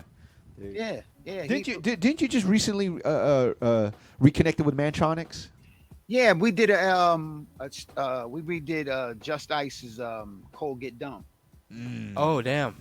Yeah, Mantronics, he freaked the beat a little bit. Yeah, and I put some cuts to it. Yeah, it's dope, man. Um, it's really dope. It sounds just like you know, the original record, but he changed the chorus to something. I forget what he changed it to. Yeah. Wow. Let's fast forward a little bit now into to today's, because I mean, like you had a project called Street Cash with Street Orchestra, incredible album. I like even the packaging, how you if you bought the actual CD or the casing, you open up, there's a video. If you've always been like, Yeah. you've been always been innovating, but like, and of course you're doing your Twitch show. What are you working on right now, and and what can we expect from you right now? Well, as of right now, you can see me at the nearest show, KRS-One show, because that's where I've been doing I've been touring with him, doing shows as of lately. So yeah, trying to get acclimated with him, and yeah, the way that even happened was I went to he was speaking at a college that's it was him, Chuck D, and Wise Intelligent, and they were at this college that that's near where I live at, and I never thought that hip hop would be there at this college, if you know what I mean. Yeah, it's like a prestigious college. So I said, hey, let me go there and just surprise them. So I went there, and next thing you know, KRS-One, they see me, we dap each other up. He's like, hey, Cash, what's up with the tour? I'm like, what tour? He's like, me and you. I was like, I don't know, put it together. Next thing I know, he's like, yo, you want to do these dates with me? I'm like, all right, cool. And man, we've been smashing up the place, man. Everywhere we go, man. Teach a guy's a message that he has. He's trying to get across to the people, man, about hip hop, and real hip hop is here, man.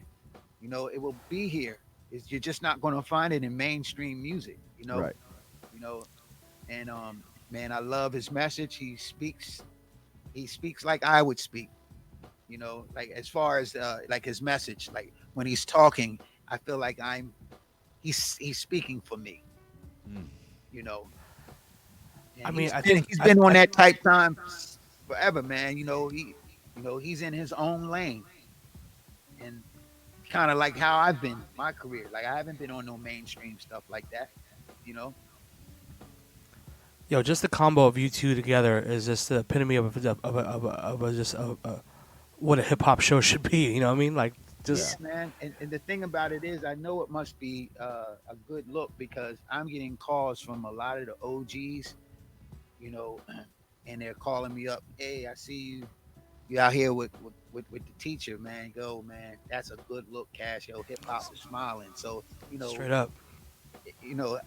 It feels good, man. It really does, man. It feels good, man.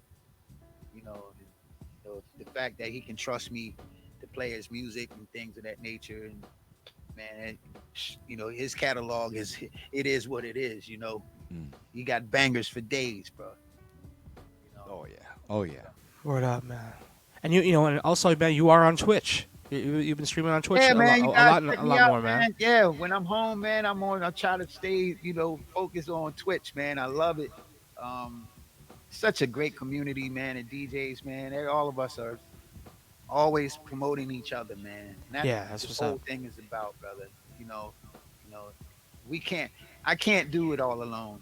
We need each other for us, man. Especially now, man, the way hip hop is going, man, and all these dudes are in the news for things that have nothing to do with music. Right. Like, that's not what this is about, man. I'm in here for this music, the love of the music. But that's how I started this conversation. The music. You have to love music, man. Yeah. You know. That is so true, especially for those who want to start DJing. We always, we always tell our students, it's like, of course, know the foundations, but it's like music is the key. Music is this is what you have to ask yourself. What got you here? You know, Right. most of the time, like obviously some people would want it because they want to be. I mean, well, it's true, like you said, Cash. For some of us that are like like nerds and stuff, the we got into DJing also because it helped out like to talk to the girls and stuff. Yeah, Like, yeah, man. But another thing is too, man. It's just like like for me, I'm a kid. I was a kid from the streets of Philadelphia. Never in a million years would I know that would I ever known that I would be traveling to all these countries, man. Man, I have a place anywhere in the world, pretty much, man. I can lay my head, have people I know, families. You know what I'm saying? Like people I call family that are my friends. You know, and this music has taken me here. You know, it was crazy, and I like to talk about this because a lot of times people don't even talk about Toronto. Mm. Like I was hitting up Toronto before I even had any records out from Wow. a audio tape that circulated up there, and then oh, excuse me, the battle. I'm mistaken. I did have one battle. Really, it wasn't even a battle to be honest with you. Mm. But in order for me to come up to Toronto, I had to battle this crew of DJs that were they were they were ruling stuff up there. I think they Mm. were Buffalo, New York, right? Okay. But when me and Marv got up there, it really wasn't. It was like we had total two different styles, so it really wasn't a battle. But they they labeled it as that, Mm. right? But yeah, I got up there, and I think that's how Russell Peters had a chance to see me because he said that he went to my show, and I remember this had to be around 85, 86 Oh, wow. when I was heading up there, and then years later I'm doing a show in Toronto and somebody says, "Hey, this comedian wants to open up for you." I'm like, "Well, who?" They're like, "Oh man, this guy named Russell Peters." I was like, "I never heard of him." Next thing I know, he's opening up, he's DJing, and then he's like, "Hey man," he introduces himself. Then he's following me on Instagram, and he's like, "Hey man, I'm the guy from Toronto. Yeah, you should come out to Las Vegas." I'm like, "Who is this guy, man? Like you stalking me, dude? Like what's going on?" The next thing I know, he's like, "My manager is going to call you." Next thing I know, he's sending me a ticket to go see him out Las Vegas, right? So I'm like, okay, let me go out here and see him. I didn't know this dude was this big, man. And then come to find out how much of a dope DJ he is. Yo, from that point on, me and that brother have been super. That's my brother, man. I love him for life, man. Like, It, like, I know, and it's like, and there a couple of times you've You opened DJ'd up. from. Yeah, you DJ Yeah. for yeah, Russell's and stuff. man. He's always. I've never. And be honest with you, man. Not to get off the subject, man, but I've been around this industry a long time. I have yet to see someone with a genuine heart like he has, man. You know what I'm saying? Just for the people that surround him, for his love for hip hop, man. Like he really loves the shit. Like I tell him all the time, I said, Russell, you're not a celebrity DJ. You're a DJ that turns celebrity. It's a Yeah. difference. Yeah. It's interesting because you said that because it's like last time I seen you was at Russell's house. Hmm. It was interesting because I think it was for Newmark's birthday, but it was funny. It's like you were there, Newmark, Cut Chemist, Babs, myself, other people, and it was really it was a special treat when we didn't know you were in the house, and we was like, oh shit, Cash is here. What the fuck? Yeah. Yeah. Yeah. Russell be like, yeah, man. Like, man, that's my brother for life, man. Like, and this is one thing, like I told you, if it hadn't been for the music, I would never have met him. And that's why I say this music is so important in all of our lives, man. It's game changing. Like Like, come on, man. I'll be 60 years old, bruh, in August. You don't look like it. What? Hip hop, thank you, man. Hip hop keeps Nah. me young, man. And Yeah. I'm not, I mean, look at it now. Like I've been able to maintain doing parties, even though the world has changed and things are different now, you know. But I've been able to always stay in my lane, and look what happened with the whole KRS-One thing. You know what I'm saying? Like it's a blessing after blessing, man. And I never take that for granted. Man. Well, we just want to say, Cash, thank you. You've been you. We don't say you enough. We every time we see you, we say it again. It's like, man, we can't thank you enough. You are Yeah, straight definitely up. you're definitely a foundation for a lot of us. I mean, for the junkies, for the pickles, for the executioners, for everybody. Just Yeah. you're a blueprint for at least for the at least for the battle DJs and stuff. And then of course you incredible party rocker, incredible producer, just and we haven't even touched it about the even your as a collector. Oh yeah. Oh man, we didn't even get. Yeah, we didn't We get to haven't that. But I did want to show you this because I did. Yeah, for those of you guys in the room who don't know, you should know him by now, but Cash is one of the most Look. avid collectors of pretty much everything you can think of. Everything cool. Oh my goodness, look at that. Oh, look at that! Wait. There you go. Wow. Yup. Still even has the look at the Techniques turntable thing going. Wow. Wait. Hey, Cash, if you're gonna bring that out, you got to bring out the belt. Do you have the belt? Do you have the Oh belt? my god. Well, it's in a case, man. Oh! Bro, yeah. I do have this though. Hold on. Wait. Oh. Short. If you There's- brought out the belt, we wanted to. Oh. Whoa. What's that? It's the American DMC championship, the championship I had to win to get me to London. Okay, real quick. That was in San Diego, right? San Diego. Yep. And then who was Bad it was Boy sec- Bill. and Joe and Rodriguez. Lightning Rich with Lightning Rich, yes. Lightning Rich. Yeah. Yep. Yeah. Yep. Rest in peace. Rest in peace, Lightning Rich. Wow. But that's the U.S. Trophy. Yeah. I met Tony Prince at man, this thing is heavy, bro. Like heavy. It's pure marble. They don't make trophies like this anymore. Damn. So sick. I mean, yeah, I would say you're the only person that can safely say has the DMC jacket and the new seminar belt. Yeah. And that belt that I won was the very first belt they gave. Yes. us. Yep. Now, That was the year of the Yes. first belt. Yeah. Yes. That was the Damn, very- there's only 4 people who have that world championship belt, y'all. But there's no one that has But there's the, no one, yeah. has yeah. the jacket and the belt. And the belt, yep. it's either one or jacket, the other. belt, and the D. Look, that's three competitions I had to win. New music seminar, which is the belt. The American Championship, because I met Tony Prince at the New Music Seminar. He asked me if I would like to be involved in this, and I said okay.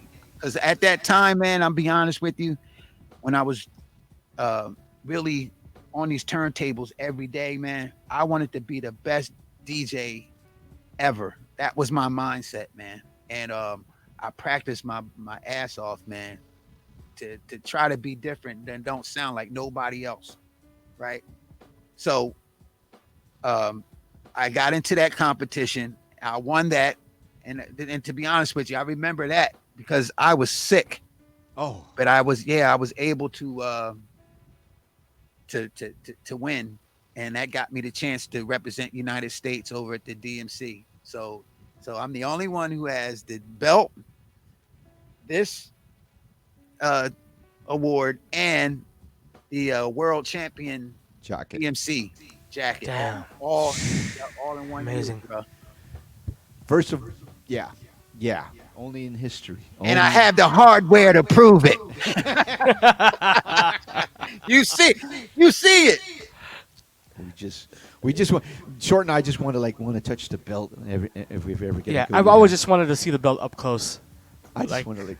Yeah, man, I got it it's in a case, man, on my wall. I remember the time, because Tom Silverman, who used to run Tommy Boy Records, Right. he was the one that was in charge of the belt.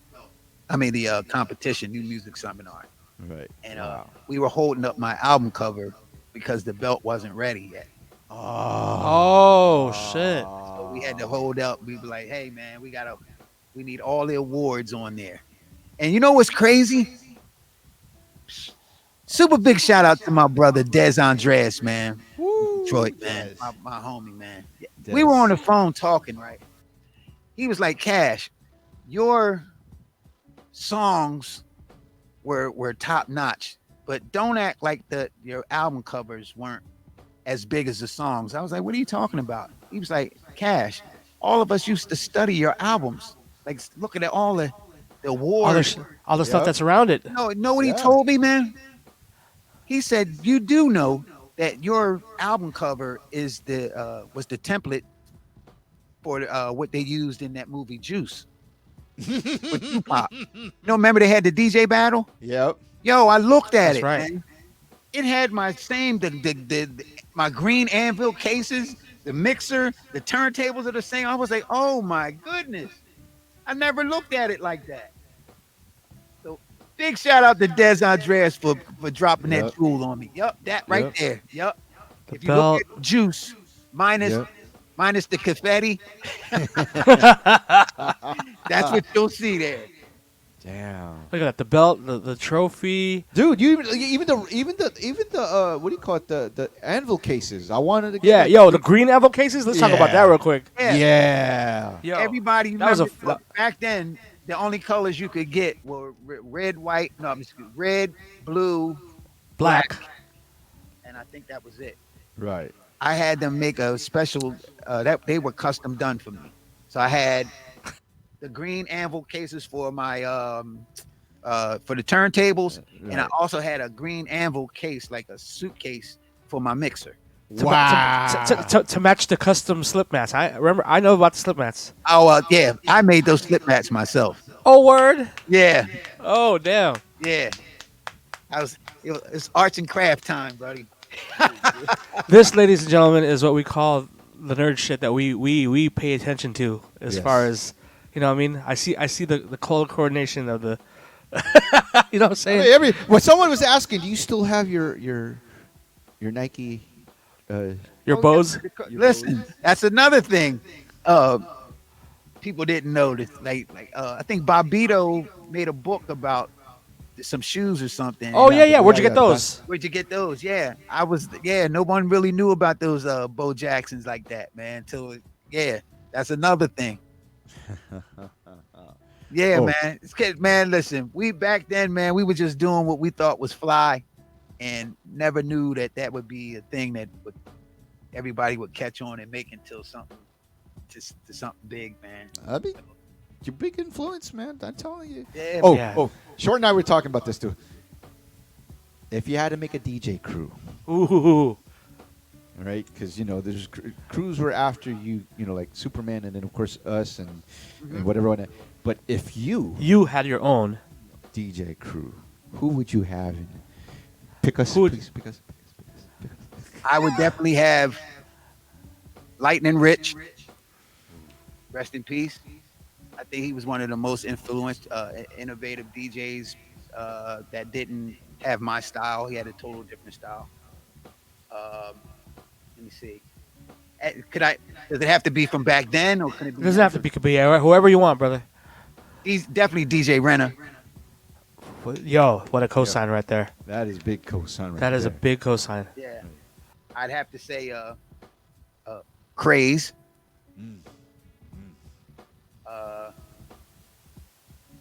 Let me see. How many can I pick? The I mean, ultimate it's your crew. It's your crew. And what would you name it? Yeah, exactly. Like The Avengers. yo, there's Look, a and throw a huh on at the end of it. The Avengers, huh? I would definitely have to have your crew. I have to have the executioners in there as well. Like salute. all of you guys. We made it, Short. We made it. We made it. Yeah, I would definitely have to, man. I'm trying to think. What's my man's name, man? I always love.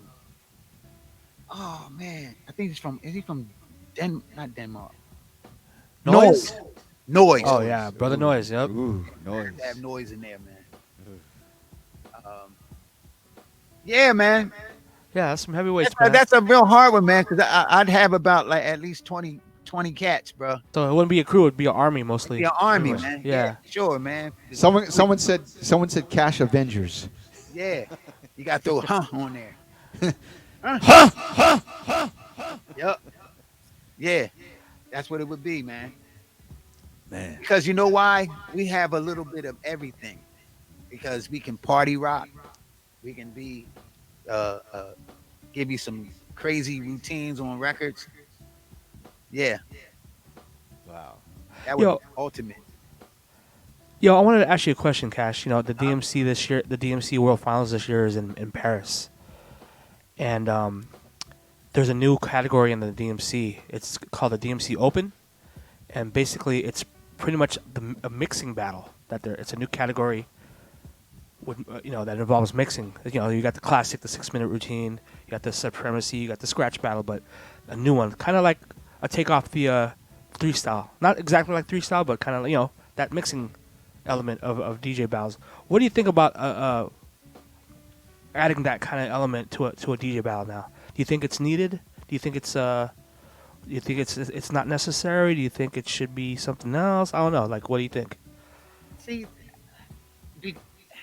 See, I'm only speaking about this because I've been at this for such a long time. I mean, isn't mixing and blending supposed to be 101?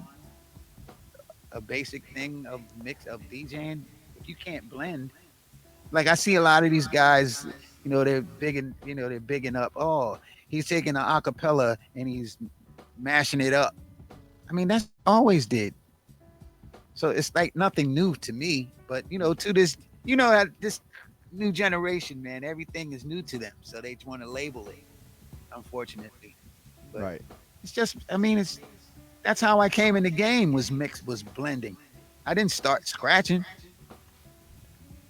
I think because of the standard 6-minute routine, how it's been, how it's evolved, and now it's just like like you said, the selection part's kind of almost. I mean, I hate to say eliminated from, but not too many folks emphasize on that in their routines, right? Mm-hmm. So, what do you to have a mixing battle? You think it's what do you feel about that as far as being another category in the DMC? I mean, I agree with you. It should just be in there already. It should be, that should be already They're given. They're basically, everything's coming full circle. Full circle. Wasn't DMC a mixing competition at first? Blending. Disco Mixing Club. Yeah. They're a mix club. Yep. Yeah, so everything is coming full circle. Word up. Yeah. That's, Man. that's crazy that they're doing that now. Yeah, just because I feel like how we talk about selection not being involved in DJ battles, because like I said, like a lot of these new kids who are entering the battles don't have a DJ background. Straight up, they don't have record collections. They don't have anything like That's how I started this off. They're not music lovers. Right. Let me ask you this, man. Being in fact, I mean, quite, you guys are not as old as I am, but could it be that we've seen the best that the DJ could ever do, and now it's resorting back to the beginning? It's resetting itself. It's like hip hop right now. Possibly, I agree. It has To to. some- Yeah. Because like I said, when you take out the selection part of it, that's what inspires you to make a certain routine out of something, right?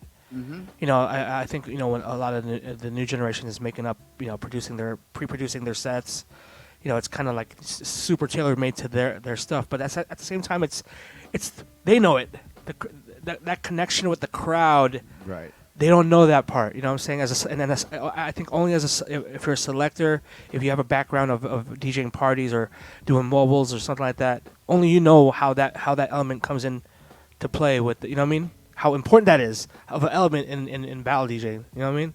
So I think but that's going to be a problem for them to get the contestants like that because it's like you're basically having guys that are technically sound and right, not someone that's an actual music lover that knows and studies music. Unfortunately, the DMCs are about cutting and scratching now. I think word. they want to get more into learning about music, but that's a cultural thing, man. Yeah, it I is a don't cultural think, I thing, don't man. think, I Yeah. don't think that you can change that. You know, Well, you know what? That's why I'm hoping with this new category that they have definitely opens the floodgates to some just the DJs who are just into selecting music or mixing. Because sometimes, like well, I don't know, man. they have these blend battles. I mean, are you going to have a blend battle like these guys? Like I said, and they're actually dope at what they do. They're taking acapellas and just changing a different beat with it. You know, which is dope. But is that exciting to watch all the time? Right. See what I'm saying? Like, if we never put it this way, if we never seen a DMC, someone cutting and scratching, then it would be like, oh man, that's amazing. I can watch that all day. But Right. now a DMC is, they became known for that skilled, that really skilled DJ. So my whole thing is, why couldn't you just have that DJ put that in his set, where you get the best of I both know, worlds? man. And that's why I think where you nailed it when you said it's a cultural thing because you know a lot of the new generation of DJs don't start with a DJ background. You know what I mean? Like And like Renner, Renner knows. Like, look at the stuff he's doing. Like, because his, like you said, the parents instilled that in him. So the way he approaches his routines his selection is crazy, man. Like, you have to learn that, man. Like, even with why I even got into music in the first place, because of my mom and dad and the music they were playing at our house. You know, Right. and all of a sudden, I had a chance to play those records so I could stay up late. you know, so like I said, man, we love music. So you have to find somebody that's kind of like us in order for it to stay around. Like, look how long we've been around, man. word, Right. word. Like, for real, No, you went that's from a household guy to worldwide. You know how many changes the music has in the industry has made, and we still find a way to implement ourselves and still, you know, be here, man. We here, Ah, bro. yeah, that's a yeah. beautiful thing, brother. Yeah. Straight Totally. up, man. Yeah, Cash, when you have a chance to come back to LA, you got to stop by our school, man. We need it. Yeah, We for need I sure. was just telling Short that, man. I wish I had enough time, man. Yeah, man. Yeah, we gotta plan. We gotta plan that out, Cash, for real. Yeah. yeah. It would love to have a Q&A. I mean, it'd probably be the same thing as this, as a history. And then it was great, especially people that have never got to see you. They just seen videos. If we did to see you live, it would probably just blow their minds and shit. So, you know, I mean, of course, we'd be geeking out too. It's like, oh man, he's about to do, he's about to do his Peter Piper. Oh shit, he's about to do his Joe Skeet Love Scratch and shit. Like, Listen, and this is another thing I want to tell your audience too, man.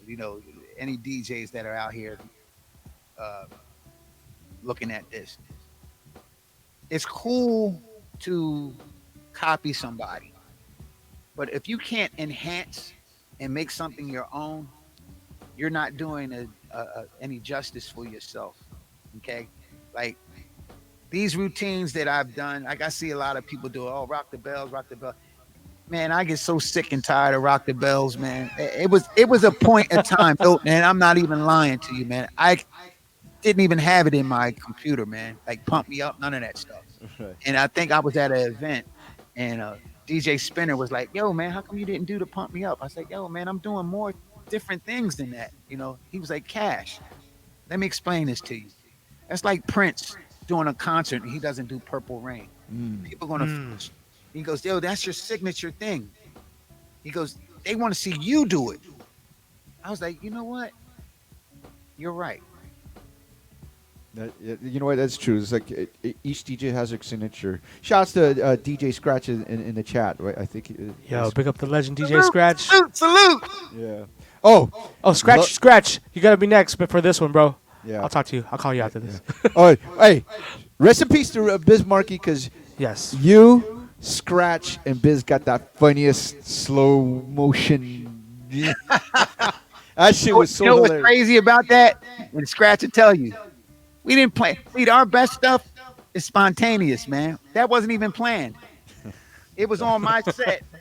And then I said Scratch, because whenever me and Scratch are together, man, it's like, hey man, come on up. That's just what we do. And it turned into that, man. Yo, hilarious, man. That's dude, especially when you see Biz going like, Yep. Just shoving y'all out of the way, like. Yeah, we're doing the Matrix. only Biz can get away with something like that. Yeah, dude. hey, Yo, man. rest in peace, brother Biz, man. Yo, man, I'm gonna tell you something about Biz, man. Like one thing, Biz was always a MC. He always wanted to be a DJ, known for a DJ, and I'm so glad that that happened for him, because he practiced his ass off, man. Man. Yeah, No. I spent many times, he would be over here or I'm at his house, man. He goes, you got to show me how to get quicker. Cash, I'm going to bite it, but I'm asking you first. Hey, he had this story. I don't know. You can confirm it. I know he exaggerates a lot of stories and stuff. But he had this story that's like, yo, Cash has this routine where he breaks the record in 4 pieces and then starts scratching and shit. Like, have you heard that story? Never heard that one before. Oh, dude, he said something where he says that you break the record in 4 pieces, but you did a routine with it or some shit like that. Like you were scratching. I don't remember me doing anything like that. Hey, but if he said it, hey man, I'll be his background. I'll be his background saying, yeah. My background sing. Yeah, man. That dude, man. Yo. See, this is where I was upset over that, because I saw that Up in the Biz thing. Right. It's like they really didn't touch on him, like his passion for collecting and passion for records. Like if he didn't have something, man, he'd go to any length to go get it. Like He sure did. bro, we have stories, man, stories beyond stories, man. Hilarious. Yeah. Scratch just said, he said, Cash, tell them that Biz really has the 12-inch single of Mardi Gras.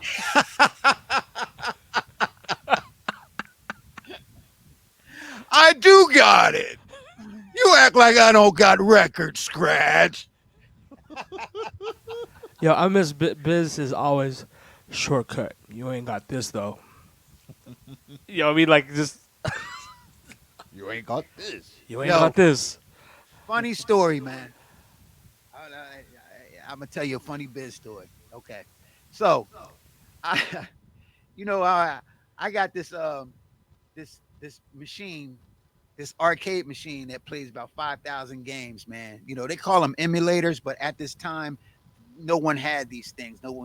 I knew a guy overseas that built this thing for me, right? So I showed it on. This was before even Facebook was even out. This was when MySpace was around, right? Oh shit. So that's how long ago it was. So I showed a picture. So for him, it kills him to give me the credit. Like, where'd you get that? Like, that's awesome. Man, could you get me one? Nah. He didn't want, it was competition with him. So I don't know how he found out. He ended up finding out this guy, because this guy had I think he had like a page on YouTube at that time. So I called the guy. I said, hey man, Biz, first of all, Biz was like, I got that. I got it custom done. You ain't the only one with it. I was like, oh, okay, well, where'd you get it? Don't worry about it. Right. So I'm like, okay. So I called the guy. I said, hey man, did the guy named Biz Markie buy something? He goes, no. He goes, I said, how about Marcel Hall? He goes, yeah, he sent me this money. I had never even met him before. So he went and sent this guy money and didn't even know the guy. the guy ended up sending him the game, but his game came to him broke. Ah. Yeah. So guess what? He has to come to me, man. So he pulls up to my house. Cash, are you home? I'm like, yeah. Come outside. I said, you're outside? I'm outside. So I come out. You know, Biz had one of those. What do they call those? Those little cars. Austin Powers used to. I know what you're talking about. The Cooper? Cooper. He had a Cooper, right? So I go there. He was like, I need your help. I'm like, what? He goes, I got the game and it came broke. He had the game. You know, only 2 people can fit in that car. He had the game sitting in the passenger seat and he had the seatbelt like it was a passenger. Yo. Oh shit! Oh man. I was like, yo, man. I said, so you went behind my back and bought that thing and you couldn't even give me credit. I was wrong. I said, okay. Say I'm the king and I'll help you out. Okay, you're the king on this one. Yo, these are the kind of crazy stories with this dude, man. Like, oh my gosh, man. This dude was just nonstop with him, man. The fact that he had to give it up to you, even though he didn't. Yeah, he didn't want to do it because he hated for me to have something that he didn't know about. Like if he knew I had a record, he'd be like, "I got that. I got the purple one."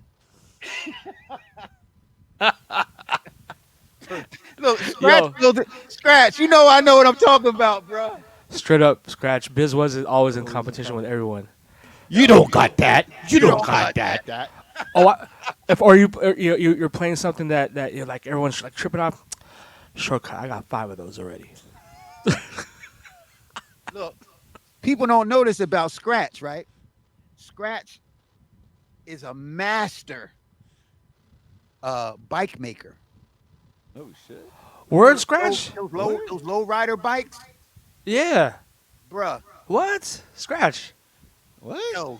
Orderly. Over Scratch's house, bruh. He had this bike that he just bought, that he just made. He had a radio and everything on it, man. I'm gonna get him to buy. Yeah, when I get my money together, man, I'm gonna get him to build me one. Yo, he's a master, bruh. What, Scratch? Are you sure you're not a cholo? You're not an essay? Yeah, exactly.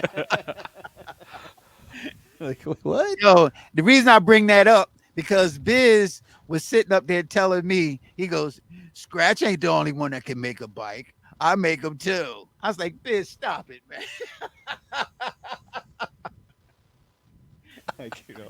Wow. Hilarious, bro. Yo, that's crazy. Man. Yeah, man. He's a master bike maker, man. Yo, don't let them scratches fool you, bro.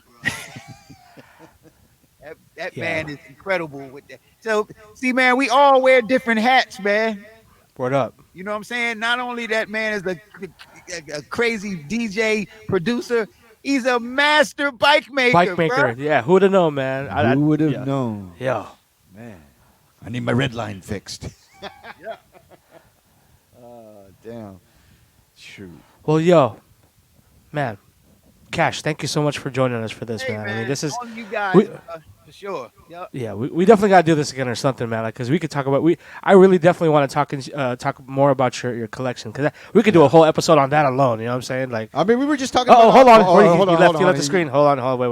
No, he had this right. He had this one ready. Shit. Where is this? There you Oh! go. Yep. Ultraman. Look. Bam! Oh! What? Bam! Damn. Where's Hayata when you need him? Yeah. Damn. Yo. Piss him off, man, so he can hit his beta capsule. I got his beta capsule. Dude. That's what we were talking about beforehand. It was like he was saying, "Yeah, I got the beta capsule. I got the Science Patrol ships." I was like, "What?" Yeah. Damn. I got the Ultraman pachinko machine. Yo. Slot machine. Yeah. Yo. Pachinko. Come Pachinko. on. Dude, pachinko machines are fucking big, man. Tall as yeah, those are hella tall. They're like 100 pounds. Yeah. Listen, yeah. I got it. How I got them shipped, I had to go they have to come on a boat. Oh Yeah, shit. and I go and me and my homie, we drive my trucks up there. That's how I Damn. get them. Yeah, yeah. Damn. And I know you got. Gotta go to a port to get them because they're you know how much shipping is, man, Oh, I just bet. for one. So I have to do a whole lot. So I got uh, people that I deal with over there, man. They find the ones that I want. So we get a bunch of them, and then yeah, they put them on them on the boat for me, and I go to a port, and that's yeah, Damn. yes, sir. Oh man. Man, you got Amazing. Ultraman. There's levels to this short. No, You there already is. No, know. I know there's levels to this. Yo, like I said, the next episode on Table Talk, we ain't even going to be talking about turntables. We're talking about your No. damn collection. Yeah, we wear different hats, man. Yeah, man. If you Man. guys, if you guys haven't been on Cash's website, man, it is literally a visual museum of just name it. He Oh, got, he got old. a section of this, section of that, section of this. He got like old school anime shit, dude. This. Oh Yeah, man. I was just telling Rhett, man. I was like, you don't see this guy this big, man. No, you Only don't. in the Japanese stores. That's actually where he came from. Yeah, he's like Man. 33, little over 33 inches tall. That's The nuts. reason why I have him out because I just had him fixed because his light didn't work on his chest and his eyes. Oh shit. Yeah, Damn, that's had my guy Dr. Frankenstein work on him, man. damn. Damn. Man. Yeah, we got to do another episode. Yeah, of we, just- do, we will do another. You down? Yeah, if you're down, man, let's do another episode. The show and tell must continue. You gotta, You know what I mean? you gotta get scratched on here, man. And let Yo, him, Scratch, make I'm gonna call you the after this. listen. Call it a bike from scratch. You know what I mean? We definitely have to have Scratch on this one. Yeah, man. I know there's some. I know there's a lot of stories we can ask him about that too. Oh, man, Cash, really, for real, thank you, man. Thank you so much, man. We love you, man. Yeah, we love you, brother. Man, listen, man. We all geeks, bro. And Yeah. I love to talk about things that's appreciated, man. And yeah, No doubt. for real. So that's why. Yep. Yo, Cash, let them know when you're on Twitch, brother. Let them know. Yeah, let them know when yeah, you're man. when you're back on. DJ Cash Money TV on Twitch.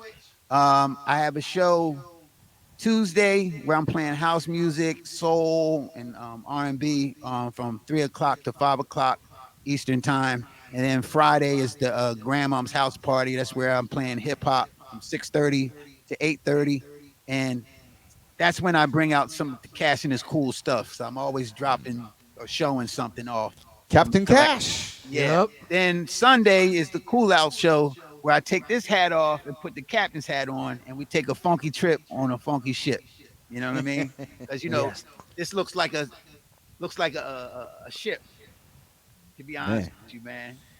Word up, man. And then a website. You have a website too, as well. Yeah, www.therealdjcashmoney.com. And you can follow me on Instagram, The Real DJ Cash Money. Facebook is my name, Jerome Hewlett. And my YouTube channel is DJ Cash Money 1200. There it is. Yeah. Yeah. So yeah, man. Yeah. Just pay attention, man. Come check us out, man. You see me around with KRS-One, man. Yeah. That's right. So yeah, we real hip hop, man. That's what we doing. No doubt, man. In the room, y'all. I know you guys got them. Put those ladders up one time for our brother, the legendary Cash Money. Cash money. I had to wear the old Technique shirt, man. Yo, Yo. yeah, that's a flex too. Look at that. Yo, I have that same shirt, but I don't have what's on the back. Oh, Look at he's about to turn around and show it off. Oh, we can't see it. There There it you go. goes, There you go. there There you it go.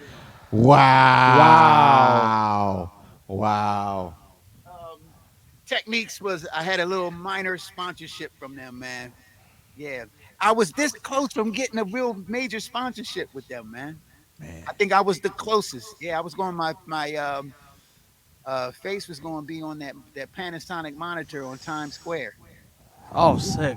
Yeah, but they at the last minute they decided not to do it, man. But yeah, Yeah. I think I was the closest.